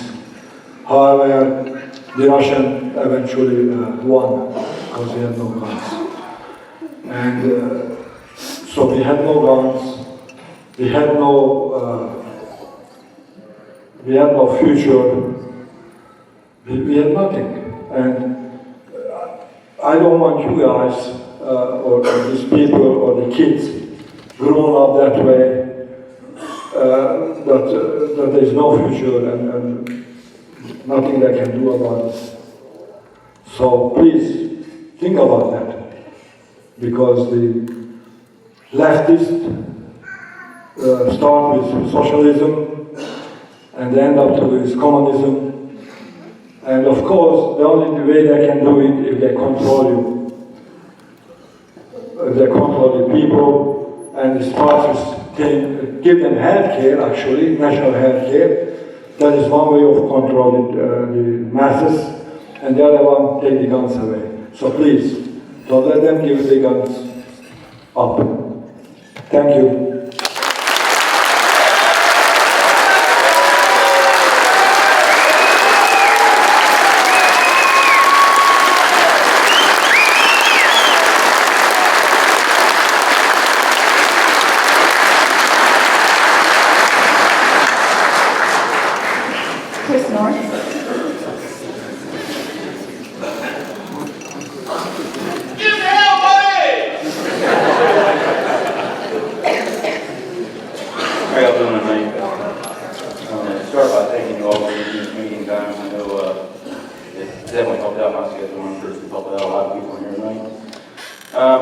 I'm not going to beat a dead horse. A lot of people have already said. Name and address, please. Oh, I'm sorry. Yeah, to start with your name and address. Chris North, Atwater Drive, London, Virginia. I'm not going to beat a dead horse. A lot of people have said 3/4 of what was on my speech. And it sounds like you guys are already in favor of making it a two-way sanctuary, so that also takes out a part of my speech. But I do have a couple of things I'd like to say. I hope everybody in this room and everybody across the state realizes that the eyes of this entire country are on us right now. Yes, sir. There are red states nationwide that the people there are scared to death that they're just one election away from being in our shoes. And it is scary, you know. I mean, but anyway, George Washington was once quoted as saying, "If all else fails, I will retreat up the Valley of Virginia and plant my flag on the Blue Ridge, rally around the Sky Towers of that region, and make my last stand for liberty amongst the people who will never submit to British tyranny whilst there is still a man left to draw a trigger." And I'm here to tell you,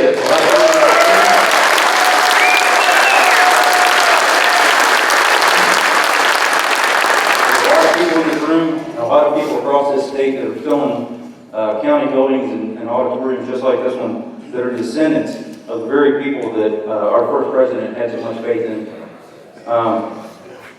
You know, there's a lot of people saying that this, legally, this sanctuary movement won't hold water, and you know, they're saying it doesn't matter. But I want to make something really clear about this movement. It does say one thing. It says, "Legality be damned. We will not comply."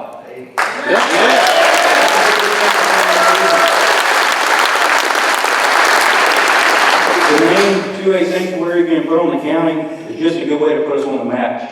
So when they look at it, they can see us all, and we won't comply. I'll finish with the words of Benjamin Franklin. I believe somebody else already said this, but I'm really proud of finding those words. I'm going to say it anyway. "We must indeed all hang together, or most assuredly we shall all hang separately." And I think you can see in this room tonight, there's a lot of us that want you to hang with us. So when you vote, please vote in favor of it.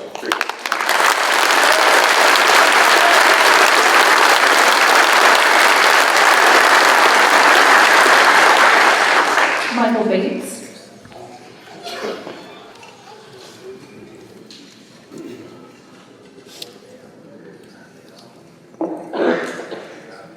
Michael Bates.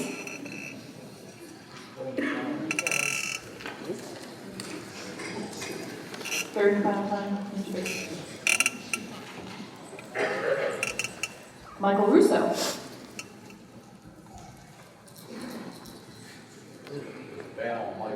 And any Michael? Michael Russo.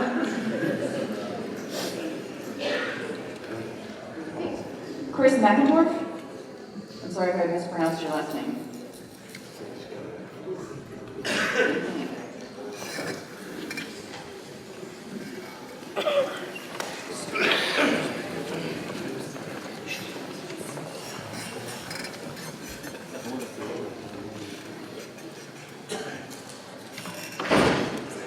My name is Chris McIntorsh, 5524 Houseford Road. First off, I'd like to say thanks to the board for doing what you did to work with everybody in the county. I can't thank you enough. We can't thank you enough. Second off, wanted to say thanks to all of our veterans, law enforcement, especially the guys working tonight. I know you're sweating right now. And our active duty military. A lot of what we've heard tonight is already something that I wanted to speak of. I have a few small points and then I'll move on. Something that a lot of people don't understand is that the Constitution was written not to give us the right, but to protect a right that we were born with. A lot of people...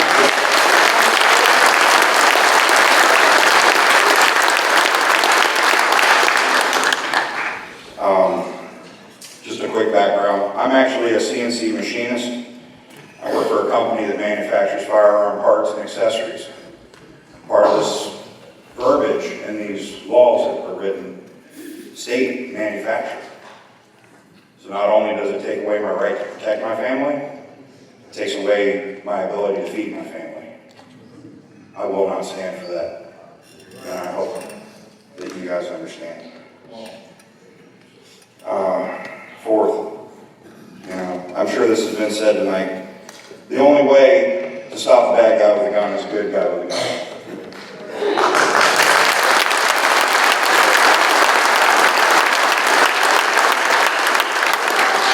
And you as the board understand that this resolution is just the tip of the spear. You're going to need everybody in this counter to grab that staff and push with you. And I'm right there with you. We are.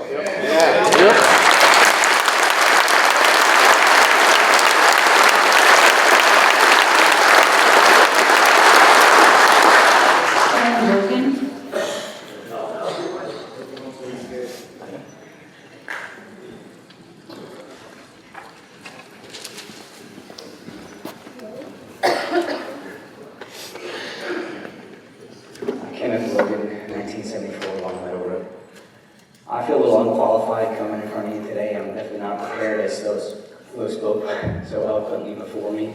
And a lot of the things that I had thought to myself I'd be saying I've already heard, so I'm not, as the gentleman before me said, I'm not going to beat that dead horse. We're here in support of the Second Amendment.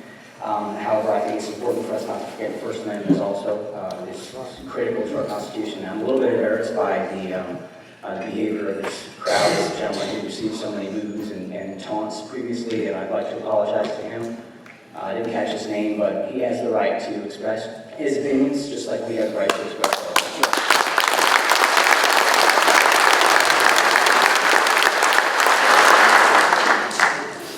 I'm torn as an American citizen and as a Christian because I believe it's my right to protect my friends and my family from threats, foreign and domestic. However, I read in the book of Romans that I am to submit to the government. Whether or not I agree with them, I am to submit to them. So I ask you, as my government, to give me a way out of this and allow me to follow you in not submitting my firearms to the state of Virginia. I also ask you to not look at this so much as a defiance of the state of Virginia, but look at this more as a support of our law enforcement officers who would be the men and women on the ground actually enforcing these laws. I do not want to see lives lost, whether it's law enforcement or citizens, and I'm afraid that will happen. I'm not saying that I will be doing that, I'm just saying I'm afraid that's what will happen. And that's all I had. And I just wanted to let you know that I'll be praying for you all and making the right decision. And I don't know what that right decision is, but someday we'll all see. So thank you for your time.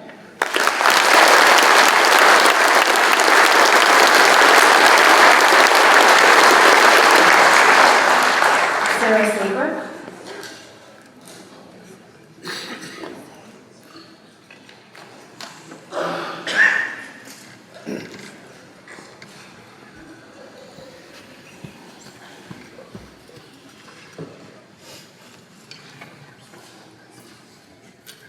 Hi, I'm Sarah Sayre. I live on Blue Mountain 90 Reed Drive in Front Royal. I moved out here in 2018. I come from the city, so I'm quite familiar with how regulation quickly becomes infringement. And seemingly it will happen without anybody having the opportunity to act or to stop it. And that's why I'm here right now. Even though many people have spoken already, and all of you probably want to go home, I'm still going to say my piece. I'll be quick.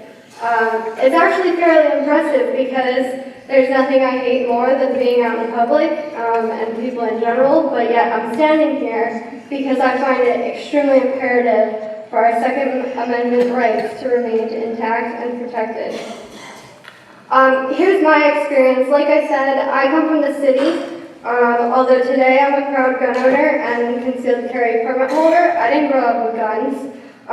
In fact, the sound scared the shit out of me for a while. I had never even shot a pistol until I took my CCW class.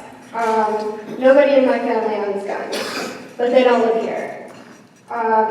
Learning to properly defend myself and furthering that with tactical shooting training helped me gain confidence and offered me assurance in my own safety. So when you're considering the 2A sanctuary laws, I want you to think about young women like me, and I want you to know that the only true equalizer I have against an attacker is my gun.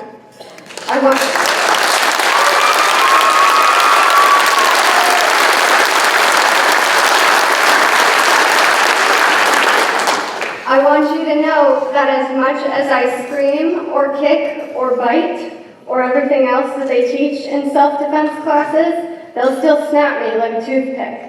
It's not difficult. The first and best defense I have is my gun, and those rights are guaranteed to me both by the United States Constitution and the Virginia Constitution. There are limitations within the county we live, like many people have mentioned. Warren County Sheriff's had a 36-minute response time to my house in the middle of the night. And that's when the roads were clear, when there was no snow.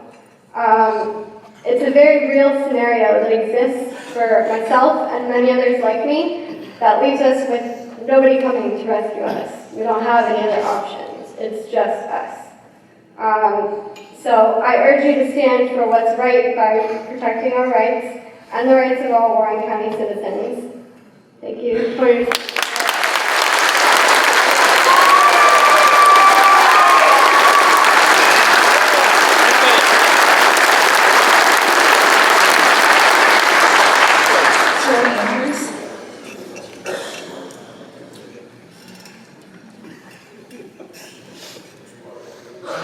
Joe Andrews. Joe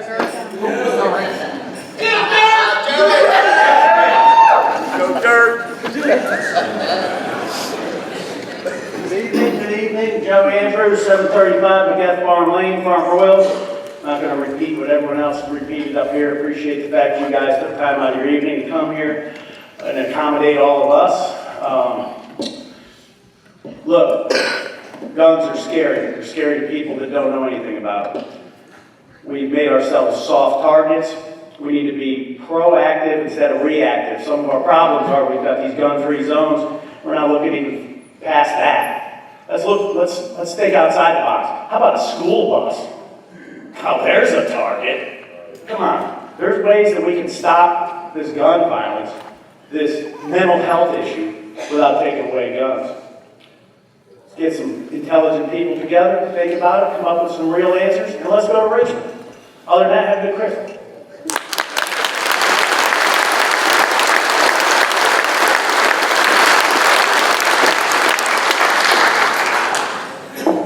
David Kaplan.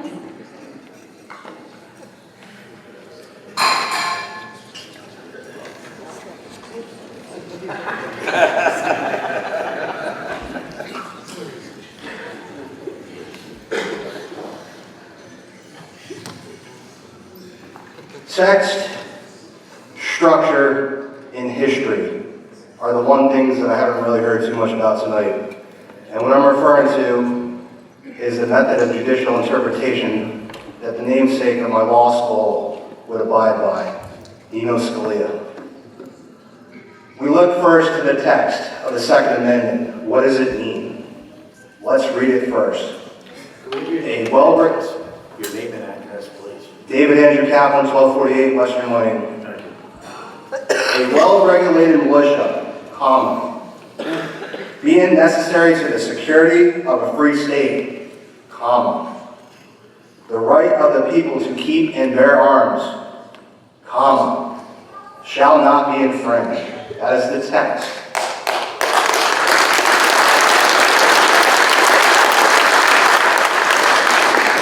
When I talk about the structure, I look not only to the structure of the Second Amendment itself, but also to the structure of the Bill of Rights as well. The Bill of Rights as a whole gives rights to both individuals and to the Commonwealth as well. We see that in the 10th Amendment, where the rights not given expressly enumerated to the federal government are given to either the states or to the people. So, when we look to the structure, we also have to look to the history, right? At the time the Constitution and the Bill of Rights was adopted, the power vacuum between the people and the government was in favor of the government, but it wasn't as dramatic as it was today. Both the people and the government both had flintlock muskets. However, the people did not have so much as cannons, did not have naval ships as much as the government did. Today, that power is even more so of a power vacuum. And in a world and in governments where the federal and state governments are ever encroaching on our freedom, why would we give up our last remaining means to reasonably resist the overreaching, both dual sovereigns of the layers of government? That would be irrational.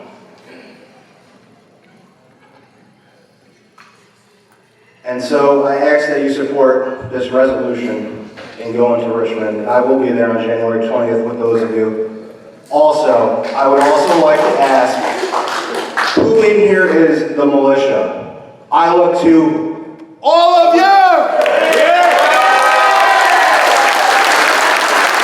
The people here standing behind me, they are the militia. James Madison believed it, George Mason believed it, George Washington believed it, our founding fathers believed it. They are the militia. They will not give up their rights, and neither will I. Thank you, and you all have a good night.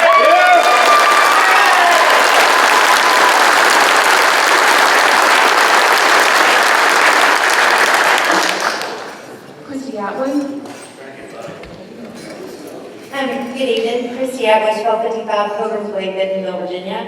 Y'all better write this down because I'm very proud of you for having this tonight so that everybody can come out and be a part of government. I will take this a step further though. I grew up in farming country where guns were a way of life. I went to high school, there were guns in the back window of pretty much every truck. Boys skipped school to go hunting. That was just the way that it was done. I also was in high school and had to go through hunter safety class, and at the time I didn't think I wanted to do that. But as we look at Warren County and the direction that it's headed right now, we need to get back to the basics. We need to bring agriculture back into the school. We need to bring the chance to have religion back into the school. We need to go back to the basics and notice that we are an agricultural, we are a farming community. We don't want to be Northern Virginia, because if we did, we'd move north. So the thing that I'm going to ask you guys is our children that are in school, our children that are in the audience, they all learn by what they see. And what they have seen from the board has not been too good, but this is a great step forward. So I ask that you that are still on the board and are incumbents to please make the government open and please help us go in the right direction. Thank you.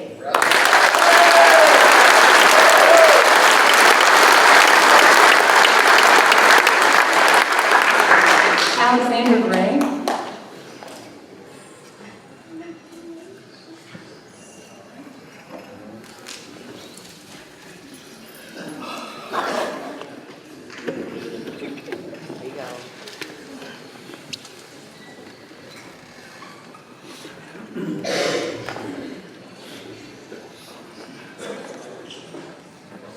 Alexander Gray, 104 Crab Apple Court, Linden. I think I actually look at myself on a different level from a lot of people in this room because I'm one of those felons and been working real hard for over half my life to change the repercussions of the piddly, stupid things that I did when I was 21 years old. I know that these changes in these laws are going to make it harder for me to continue trying to get my gun rights back. I got my right to vote back prior to 2016. I voted and did not make it to the most recent poll, the vote for the governor and Senate and everything, mainly because I got a family, I got a job, and in fact I own a small business and wasn't able to make it. Traffic getting out of that city that we all hate so much, and didn't make it back by 7 o'clock. And thank you for having this meeting tonight at 7 o'clock because I was able to make it, barely. Everybody in here is their minds all in the same place, and I think that all of yours are as well, hopefully. And that you're not saying one thing, going to do another, because that's what most of the politicians do. But honestly, I'm not looking for applause.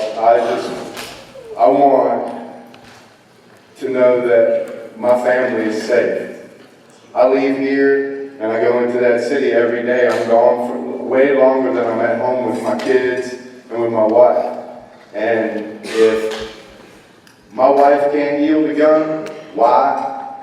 Because I'm a convicted felon. I can't have a gun in my house.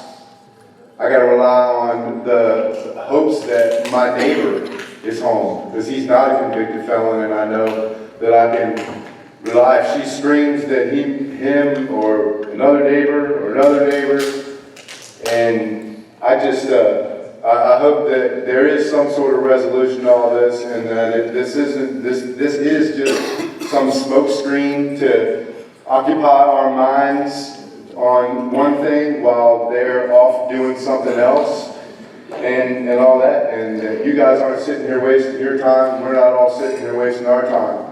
And thank you for giving me the opportunity to come up here and speak, and thank all of you. If I could, I'd like to compliment you on being willing to speak and say what your issue was. And I'm a firm believer in a second chance. And I pray to God that you can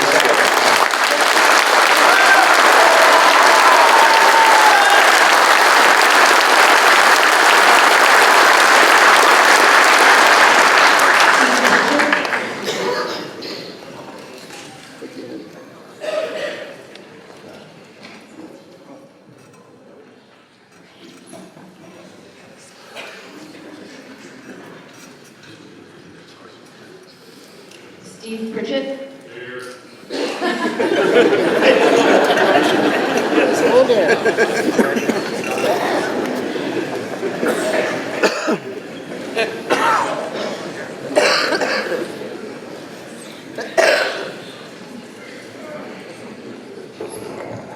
Stephen Pritchett, 661 Bifrost Way, Linden. Mr. Speaker, members of the board, ladies and gentlemen, all I go to say, there's been a lot of eloquent speaking before me, they've hit all points. But one thing that I think we all know or should be reminded of was this county was named for a Revolutionary War hero. And I need not say any more than that. Thank you.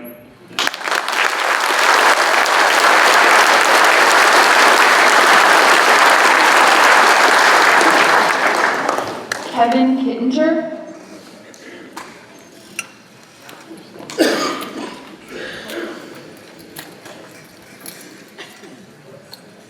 Good evening, members of the board. My name is Kevin Kittinger, down in Farm Road, Farm Royal. Many points have been made tonight to the importance of the Second Amendment of this nation. I'll keep it brief. One thing that I have not heard brought up is I implore you all to consider the number of individuals in this room, in this county, who have associations of some form of capacity of employment with the state or federal government. Those of us who do, if these laws pass, the laws that have been proposed, which I don't buy the farce that's been presented by Governor Northam recently, that there will be no concession, there will be no compromise. It's a smoke screen. They will start small and they will get bigger. It will not stop. And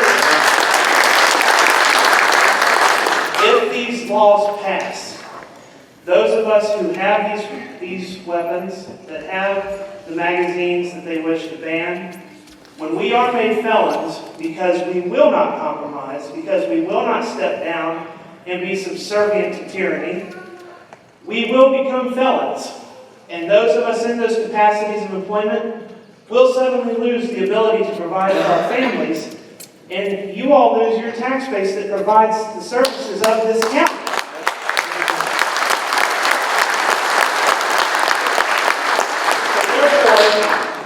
It is of utmost importance that this resolution does pass.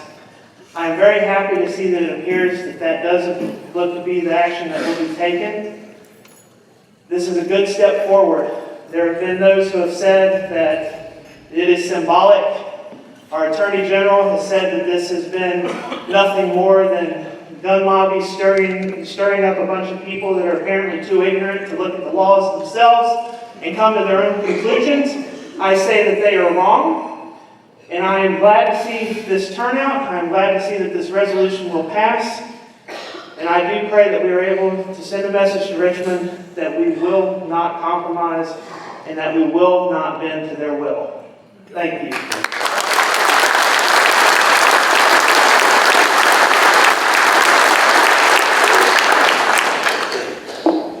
Stephen Rhodes.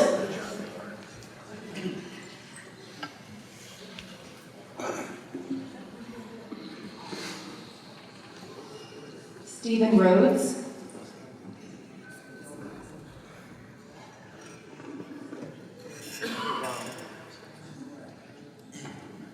Third and final call, Stephen Rhodes. Tom Haworth.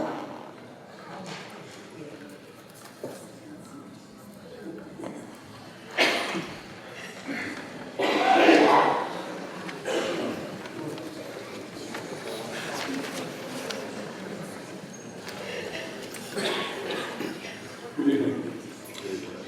I'm Tom Howard, one Lazy Living. I'm a citizen of the United States of America, the Commonwealth of Virginia, and the County of Warren. I'm here to address the resolution here before you, which I believe to be unconstitutional. American citizens have rights under the Second Amendment to the U.S. Constitution. It is the Second Amendment. It is an amendment. But what does it amend? It amends the Constitution, the bone and marrow of rules that we follow in democracy. What does the framers outline in the Constitution? They outline a way for us to resolve our conflicts. Conflicts were not expected to be rare, they're expected to be regular. We would have conflicts. How would we resolve them? We know the executive branch of government, the president or the governor, proposes legislation. You can't make legislation. Only the legislature can make legislation. And after the legislation is made, if it finds the concurrence of the governor or the president, it then goes to the judiciary branch to decide on its constitutionality. That is the U.S. Constitution. Nowhere in the Constitution does it say that I, or you, or Mr. Stanley, or even the county sheriff, is to determine what is or is not constitutional. That is the job of courts. Tonight we, as proposed, the resolution where citizens declare something unconstitutional before it has passed the legislature and been adjudicated by the courts. That is what's before you. There are important issues at stake here. Essentially, this resolution states that if a law is passed by the legislature that is disliked by a county, that law can be ignored, declared, and ruled null and void. We've seen this movie before. The greatest challenge to the U.S. Constitution was the concept of nullification before the Civil War. Saying simply that if a state did not like a tax that it was levied on it didn't have to pay the tax. If it didn't like the law, it could ignore the law. That was a great crisis that had to be resolved, and it was, at the cost of 620,000 lives. Again, in 1954, the U.S. Supreme Court ruled that separate but equal was inherently unequal, and that the schools had to be desegregated. Virginia, those particular Warren County, said, oh no, we will not do that. We can't possibly fathom that black students and white students would go to school together at Warren County High School. And so they engaged in massive resistance, which was only ended by an act of the Virginia State Supreme Court. So what the proposal tonight, does the proposal tonight actually constitute massive resistance to any and all measure to try to ease the pain of victims of gun violence? Is that what we plan to do here? If a state can declare a law null and void, then we no longer have a nation.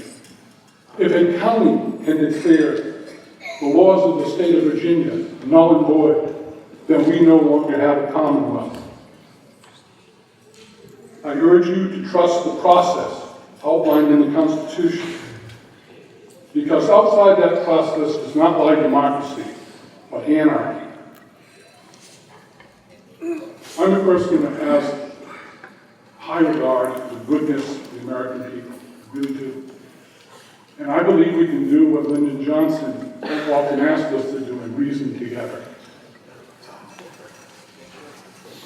And I don't know anyone who wants to come and remove a gun from the hands of a father who wants to take his son shooting on a Saturday morning, or from a widow living in a remote part of the county that owns a firearm to protect herself.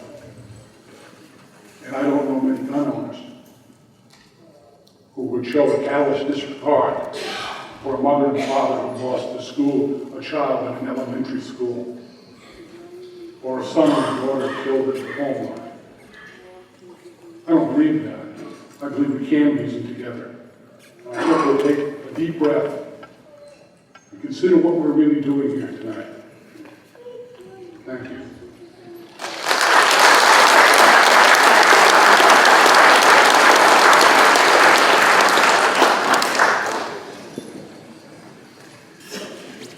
Being there's no one else that has signed up, is there anyone who would care to speak at this time?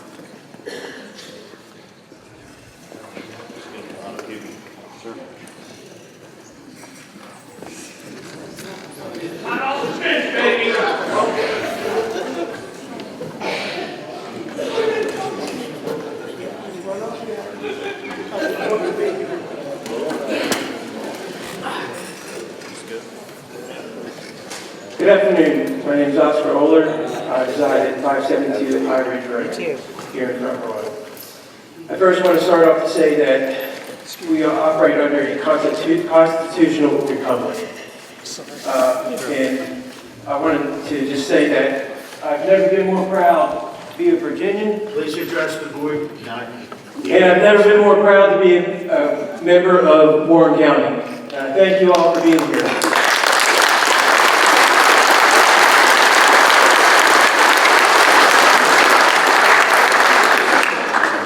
Amber Morris, 3574 Houseville Road. I know you're all very familiar with me as I've come before this board many times over the last several years.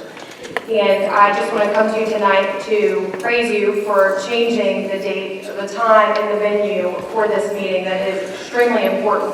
Because what was an issue of crossing state lines and infringing on our Second Amendment rights from Virginia to DC or Virginia to Maryland can now become a county issue. So crossing from Warren County to Frederick County to Fauquier County, I could become a convicted felon for carrying to protect my 3 young children, who you also might remember have come to many of these meetings with me. And just a quick backstory, the reason for that is I was going to a public school and I was in 12th grade getting a U.S. history lesson. And the teacher was teaching about the Civil War and gave some incorrect information. And I very politely and respectfully pulled her aside to correct her. And I was pulled into the administration's office and they called my parents and we had a roundtable meeting where they told me that I had offended the teacher and they were going to pass me but remove me from the class.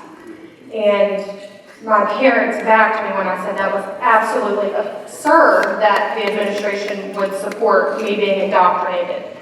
So I realized that was a real issue and I got involved because I do have 3 young children that I need to teach. And so when I told them that we were coming to this meeting a couple of weeks ago and they asked to come with us, they made their signs. I'm sure you've seen them hold them up. They're tired of holding them now. And my son, my oldest son's son says, as a 2nd grader, even I know what shall not be infringed means. And so I'm coming to you guys tonight because it sounds like we have a clear consensus that this resolution is going to pass. And I want to commend you for that. And I want to thank you. And I want to remind everybody who has forgotten for the last several decades that we, the people, are the people. And I'm really excited to stand behind you guys and rally behind you and support you to send a clear message to our governor in Richmond that if they want our guns, they can try to come and take them. Woo!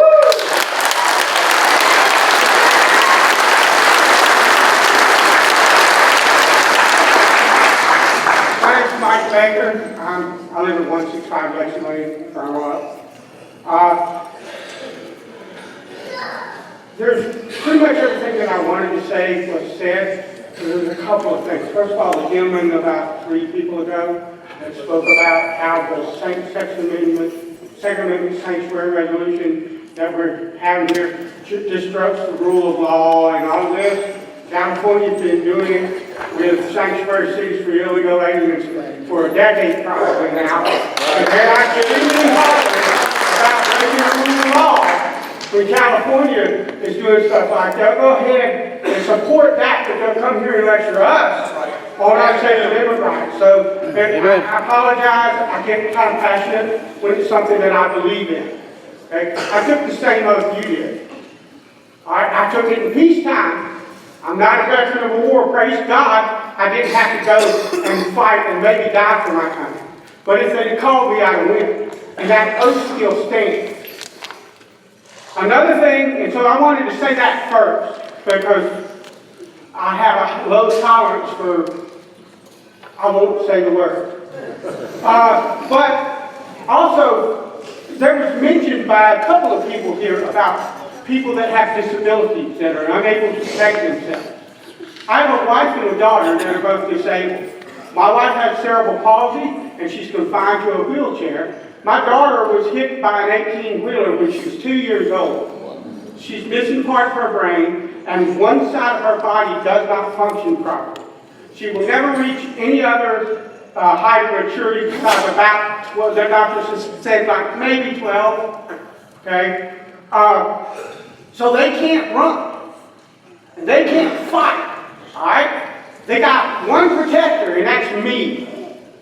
I love you guys. I appreciate everything you do. The front row police department, the county police, I've had good interactions with them, but they cannot be in my house 24 hours a day. They've got all kinds of stuff they need to do. Most of the time what they're going to do is come and pick up the pieces and try to find the guy or gal that did it and bring them to the courts for justice. It's my responsibility as the husband and the father, and that's not a sexist thing. If you're a mother, it's your responsibility too, all right? But as the husband and the father and the one that's not disabled, it's my job to protect them, and I will not abrogate that authority or that responsibility to anybody, local, federal, or state, any organization, any place, any time, anywhere. It's not going to happen. And the thing of it is I understand, I appreciate the stand that you guys are taking. But there's millions of people in this state just like me.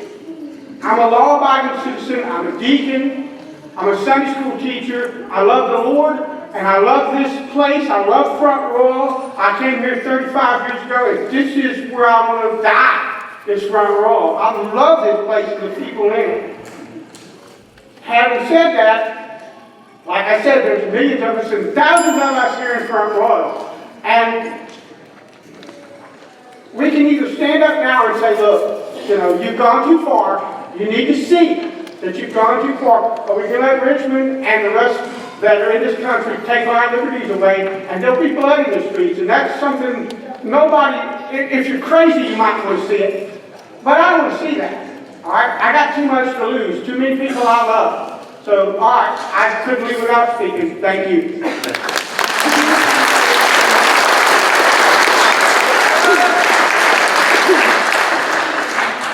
Mike Taker.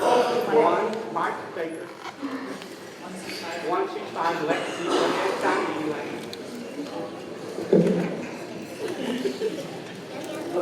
John Benner, 467 West of the Lake.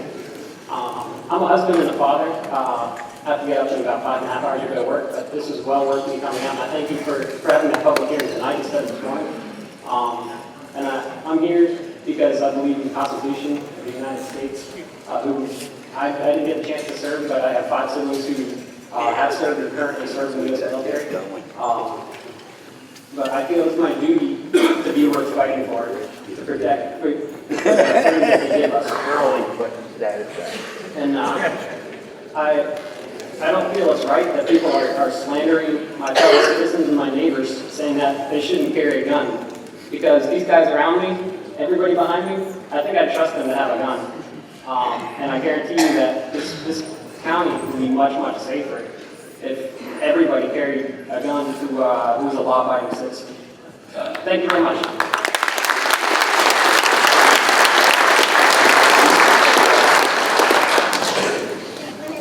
Annalisa Melke, 109 Pikes Lane, Front Royal, Virginia. Madison, same address. You didn't really come up with a speech, but since you guys left the floor open, we figured we'd come up. We are two women that live on a mountain and own a 12-acre farm and protect ourselves. In a world that is moving towards empowering women, that includes my right to have my guns. And we were put in a situation where we had a person who trespassed on our property. And it took law enforcement, and we thank you guys, but it took them 30 minutes to get up our mountain. We've been told, if someone's coming after you, you know they're coming after you with where we live. Going off of that point, this was not in broad daylight. This was in the dark middle of the night. We woke up in the middle of the night because I saw headlights down by our farm. And I don't know if anyone knows about it, but a while back there were people running around killing horses. For whatever reason, they were killing horses. And we have 3 on our property. And I woke up my roommate, and we have to go investigate. I mean, we can't just allow someone to be on our property. We don't know what they're doing. We don't know if it's illegal or not. That's just the way it is. And we obviously called the police, and as she said, it took a certain amount of time. And anything can happen in 5 minutes. A kid can drown in 30 seconds. Someone can be knocked out in 2. Like, you have the time that you have to protect yourself, and to say that we don't have the right to protect ourselves is frankly taking the power from the citizens of this country. And in addition to that, it's not even the first time that we've had to deal with that situation. Later on, we found out that multiple people showed up on our property without our consent or having issues with trespassers in our neighborhood. And you never know who anyone is doing what, where, what their intentions are, and you have to have the right to protect yourself.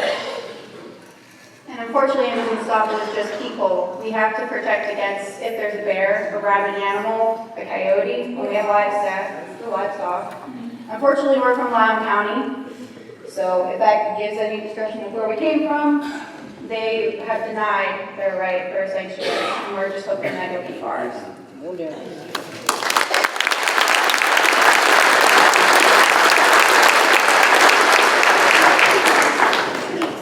George Lewis, 1733 Wakeman Mill Road. I think we're not looking at the whole picture here. We're just looking at the spear. We're just not looking at our Second Amendment rights. We're looking at all of our rights. For now, they come in and say, okay, we're going to take your Second Amendment right away from you. Next, how many people would cry if we said we're going to take your First Amendment rights away from you? And if you don't think it's happening, get on Facebook and say something conservative. And see how long it takes to end up in Facebook jail or have it deleted. That's right. What has happened to our country? I used to go to high school in Loudoun County. We'd go hunting in the morning before school. We'd pull into the parking lot, we'd have our rifles, our bolt-action rifles, our semi-automatic rifles hanging in the gun rack. Because dang it, we were going hunting after school also. We had our buck knives on our sides. And the reason why I didn't cause trouble in school is because if I did anything wrong in school, that was the least of my concerns. Because when I got home, I was really in trouble. And the thing that kept me from doing anything really bad is I had a firm belief that if I did something really bad, I was going to hell. And that kept me from doing a lot of things. Now I have over 40 years in fire and rescue. And in those 40 years, 26 of those years were in Fairfax County, and over 10 now in Warren County. And I can tell you, I can count on one hand the number of calls that I have run from gun violence. I've lost count of the number of calls of people killed and injured from drunk drivers, from heroin overdoses. So let's say, okay, let's make these guns illegal. Let's do laws to protect the people. Well, let's see, how well did it work for prohibition? How well has it worked for drunk drivers? Is it not illegal to drive drunk? Is heroin legal in this state, in this county, in this country? And how many heroin overdoses are we running? So the laws do nothing but take rights away from the people that are they're designed to protect. The last thing I'm going to say, Mr. Stanley, you better come up with a lot more money, because if we're all going to be felons, you better build about 3 or 4 more of those jails.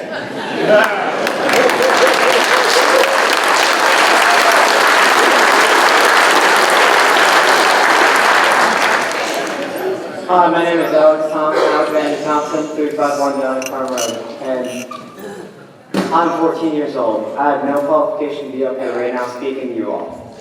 Now, I wouldn't be the person I am today if it weren't for my dad back there. Well, I know he's damn sure proud of me right now for standing up here and talking to you guys about this. I wouldn't be the person I am today if it weren't for him teaching me gun safety or anything like that. If he's not home and it's me, my family back there, who's going to be there to protect them if I don't have a gun to do it, or if some guy comes in with a gun and threatens me and them? I got no way to protect them. I don't think it's right for them to come in and just take it like that.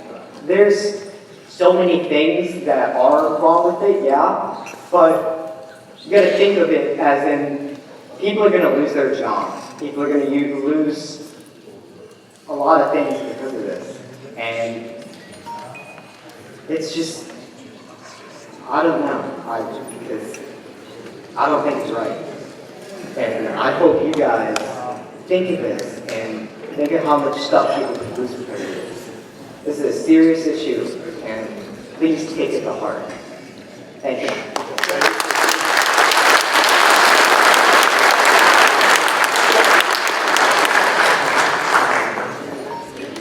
Hello, my name is Faith White. I live on 141 Green Drive. I'm on Shenandoah Farm.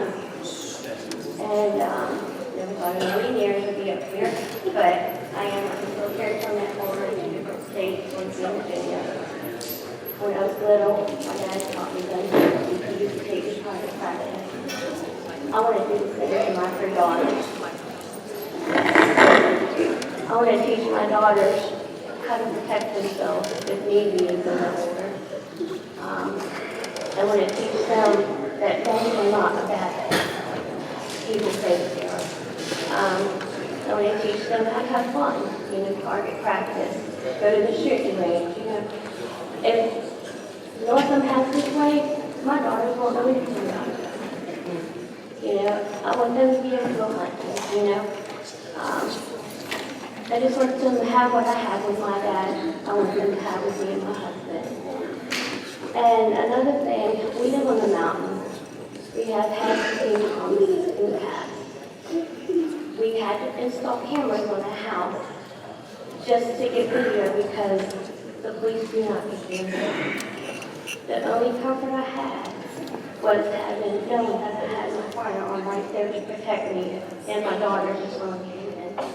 And I'm just asking you please to vote for this constitutional right of ours. And if anybody could go to the lobby on the 20th in Richmond, that would be so. Our voice needs to be heard.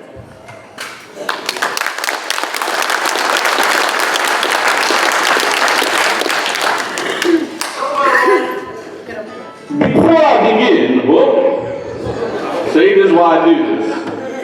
You ain't got no gun, you ain't got a jump. Can everybody in the back hear me loudly and clearly? Michael Mayer, 108 Pebble Lane, Front Row, Virginia 22630. My name is Mike Mayer, and I've been a resident of Warren County for just shy of 6 years now. First and foremost, I would like to thank all of the fine Americans here in attendance tonight, especially all of y'all that stayed the course. The great patriots of Warren County and beyond who have taken time out of their lives to come out tonight and let their voices be heard in opposition to the would-be tyrants in Richmond who have ascended to a position of control over the governance of Virginia. I salute you all, as should all freedom-loving Americans who give half a goddamn about their rights and their future. The concept of control Second Amendment rights is not the problem, unfortunate as that may be. Far more disturbing, in fact, the concept of encroaching upon those rights is merely a symptom of the problem. A lot of things in this country, and I'm going off script right now, a lot of things in this country are going in a bad direction. Virginia may very well be a testing ground for a lot of states across this great nation of ours who may have would-be tyrants in waiting who want to snatch up guns and take away the rights of their citizens. Going back on the script now, a lot of things have been said that I was going to cover. I'm going to skip over them and cut to the chase. There you go. The Strauss-Howe generational theory, which states that roughly every 80 years something comes along that transforms these United States as we know them until the next 80-year event comes along, coupled with what any intellectually honest and clear-thinking person can see unfolding in front of their eyes, tells us that America is on the precipice of something. The logic of hard times creating strong men creating good times creating weak men, and weak men like Ralph Northam creating hard times appears to be playing out and coming to fruition as I speak. We're approaching that 80-year mark, and what happens next in our great nation very well may be decided right here in Virginia. I urge all of you on the Warren County Board of Supervisors to consider your action in the protection of our rights very seriously and with a thoughtful and logical approach. Thank you very much, and God save America. Sic Semper Tyrannis.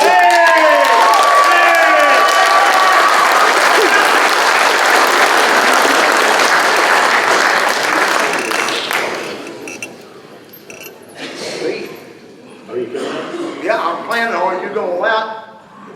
All right.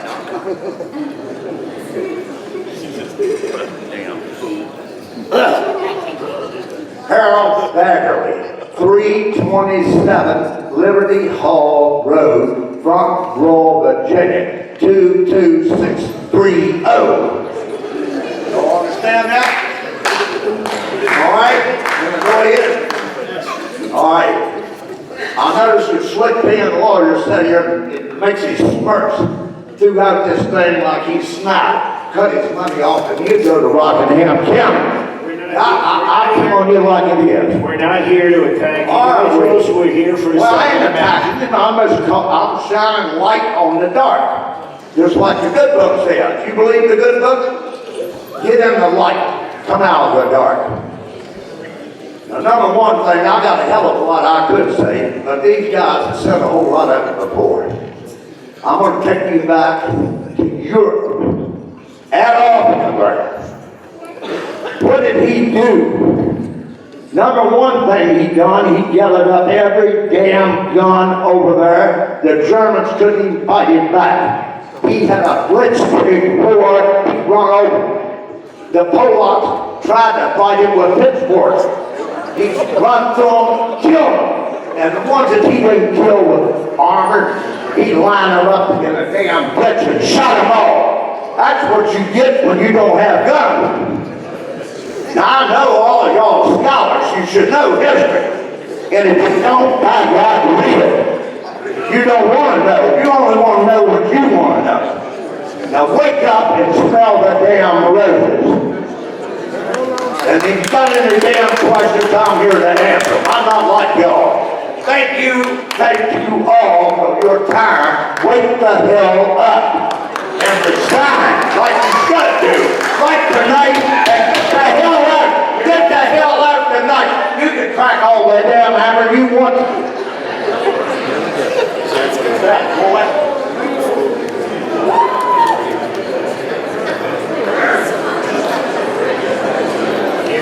Is there anyone else that wants to speak?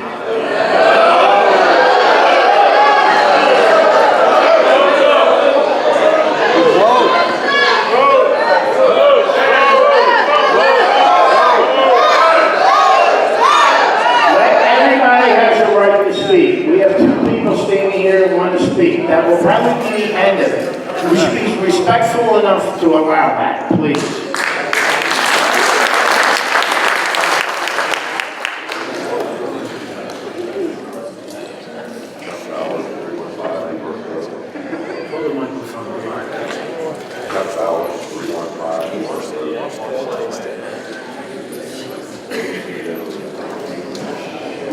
Can't hear you. You have to lean into the mic.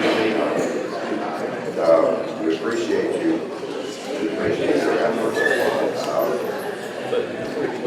There's a couple of things that we're kind of going around. One of them is either 10 or 12 years ago, the United States Supreme Court ruled that local police departments are not obligated to individual citizens.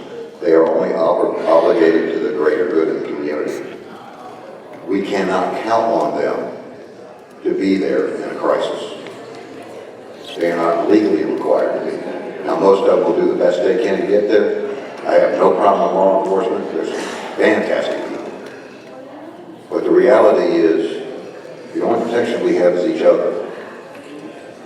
And if you look around and think we're living in a kinder, gentler world, you haven't been paying attention.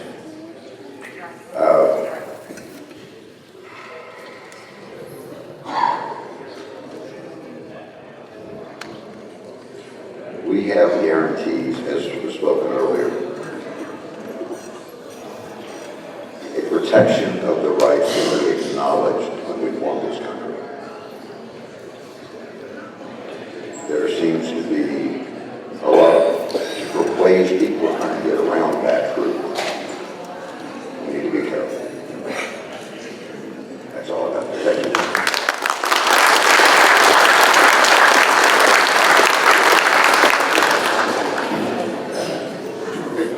My name is Paul J. Young, 224 South Shenandoah Avenue, 22630.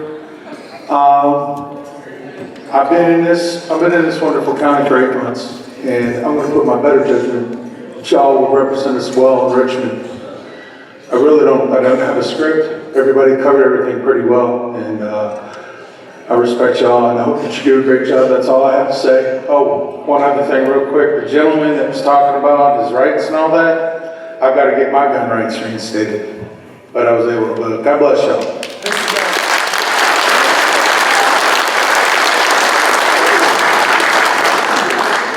Before we move for our discussion, consideration, and the adoption, Mr. Bagley, in his elegant way of presenting himself, brought up about Poland.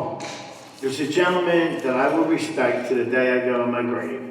His name is Walter Walensky. He lived in Poland in World War II. He was one of my mechanics, one of our senior mechanics up in Elizabeth, New Jersey.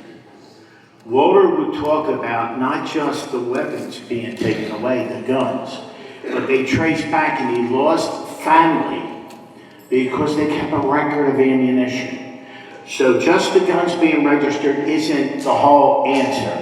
When they go after the guns, then they're going after the ammunition. It's registered. They know that you have it. So even if you don't register your weapon, they know you have one because you have ammunition. I just wanted to share that with you.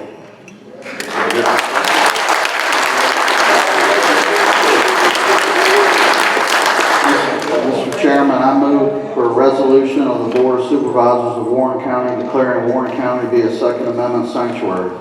Whereas the Constitution of the United States is the supreme law of our nation, and whereas the Second Amendment to the Constitution states, quote, a well-regulated militia being necessary to the security of a free state, the right of the people to keep and bear arms shall not be infringed, end of quote. And whereas the U.S. Supreme Court found in Miranda versus Arizona, 384 U.S. 436, enclosure parentheses, 1966, that, quote, where rights secured by the Constitution are involved, there can be no rule making or legislation that would abrogate them, end of quote. And whereas the U.S. Supreme Court in the District of Columbia versus Heller, 554 U.S. 570, enclosure parentheses 2008, affirmed that the Second Amendment right to keep and bear arms is not connected in any way to service in a militia. And whereas the U.S. Supreme Court, United States versus Miller, 307 U.S. 174, enclosure parentheses 1939, stated that firearms are part of ordinary military equipment with use that could contribute to the common defense are protected by the Second Amendment. And whereas the 14th Amendment to the Constitution states, quote, No state shall make or enforce any law which shall abridge the privileges or immunities of citizens of the United States, nor shall any state deprive any person of life, liberty, or property without due process of law, nor deny to any person within its jurisdiction equal protection of the laws. End of quote. And whereas the U.S. Supreme Court in McDonald versus City of Chicago, 561 U.S. 742, enclosure parentheses, 2010, affirmed that a person's Second Amendment right to, quote, keep and bear arms, end of quote, is further secured by the, quote, due process and the, quote, privileges and immunities clauses of the 14th Amendment. This decision also protects rights closely related to the Second Amendment, namely the right to manufacture, transfer, purchase, and sell firearms, accessories, and ammunition.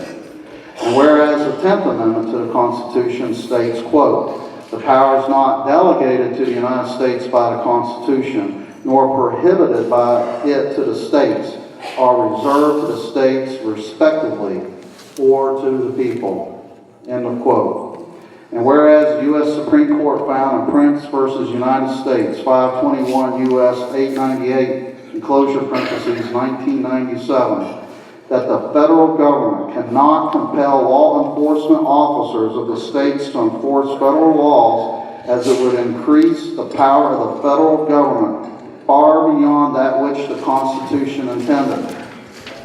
And whereas Article 1, Section 13 of the Commonwealth of Virginia Constitution states, quote, that a well-regulated militia composed of a body of the people trained to arms is the proper, natural, and safe defense of a free state.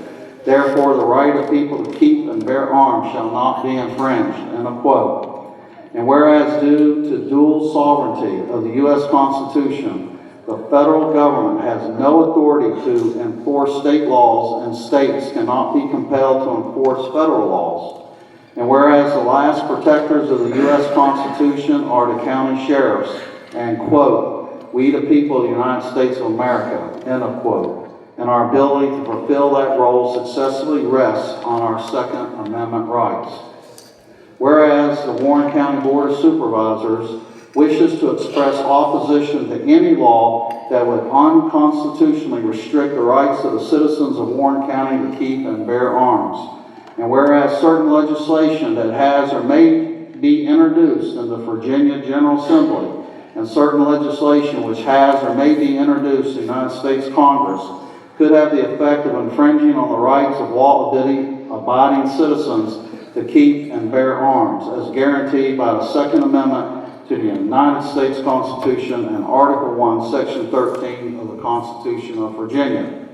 Now, therefore, be it resolved by the Warren County Board of Supervisors that the County of Warren, Virginia is hereby declared to be a Second Amendment sanctuary in order to preserve for the people of and in Warren County the rights guaranteed by the Constitution of the United States of America, and that the Warren County Board of Supervisors hereby expresses its intent that public local funds of the county shall not be unconstitutionally restrict the Second Amendment rights of the citizens of Warren County or to aid federal or state agencies in the unconstitutional restriction of said rights, and that the Warren County Board of Supervisors hereby declares its intent to impose any infringement on the right of law-abiding citizens to keep and bear arms using such legal means as may be expedient, and we affirm the Bill of Rights.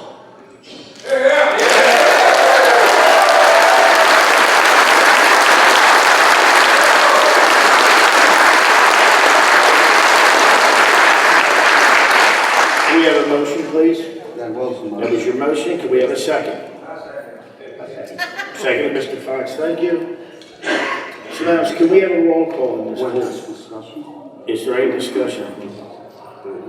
I would like to mention that I took down some good points that people were bringing up of firearms and safety in our schools. I'm hoping that's something that can be done. I added into our motion to reaffirm the Bill of Rights from the gentleman who came up here and spoke. I really appreciate the man from Hungary came up to speak.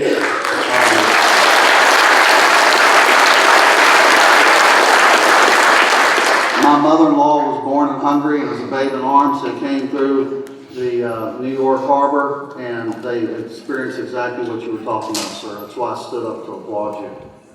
And also, a couple of people said about Ben Franklin, you know, if we don't stand together, we'll be hung separately.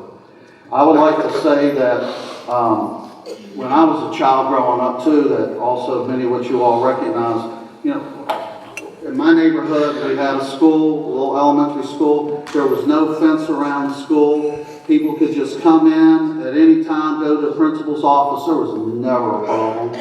Now I go to school, there's a fence around, it's like a prison. You go up to the door, you can't even get in, you have to push a button and they can take a picture of you outside and go in and sign all this stuff and look at your ID and everything. And the reason why that is, when I was in the 4th grade, there was an announcement came over our speakers and they said we're taking prayer out of schools. That's what's happened to our country. It's not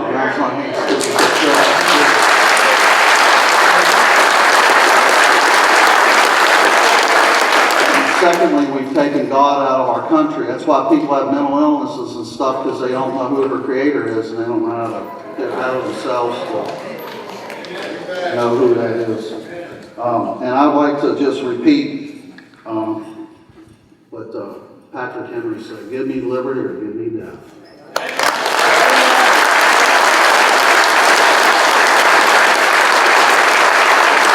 Any more discussion, Mr. Fox? I just want to say that it is great to see the turnout we had. Everybody has a right to speak, whether we agree or disagree with the individual. Respect has to be shown. That doesn't exist today. We're being destroyed from within. And the only way to turn that around is a firm belief in God and discipline from parents. It has to start at home. So at that point,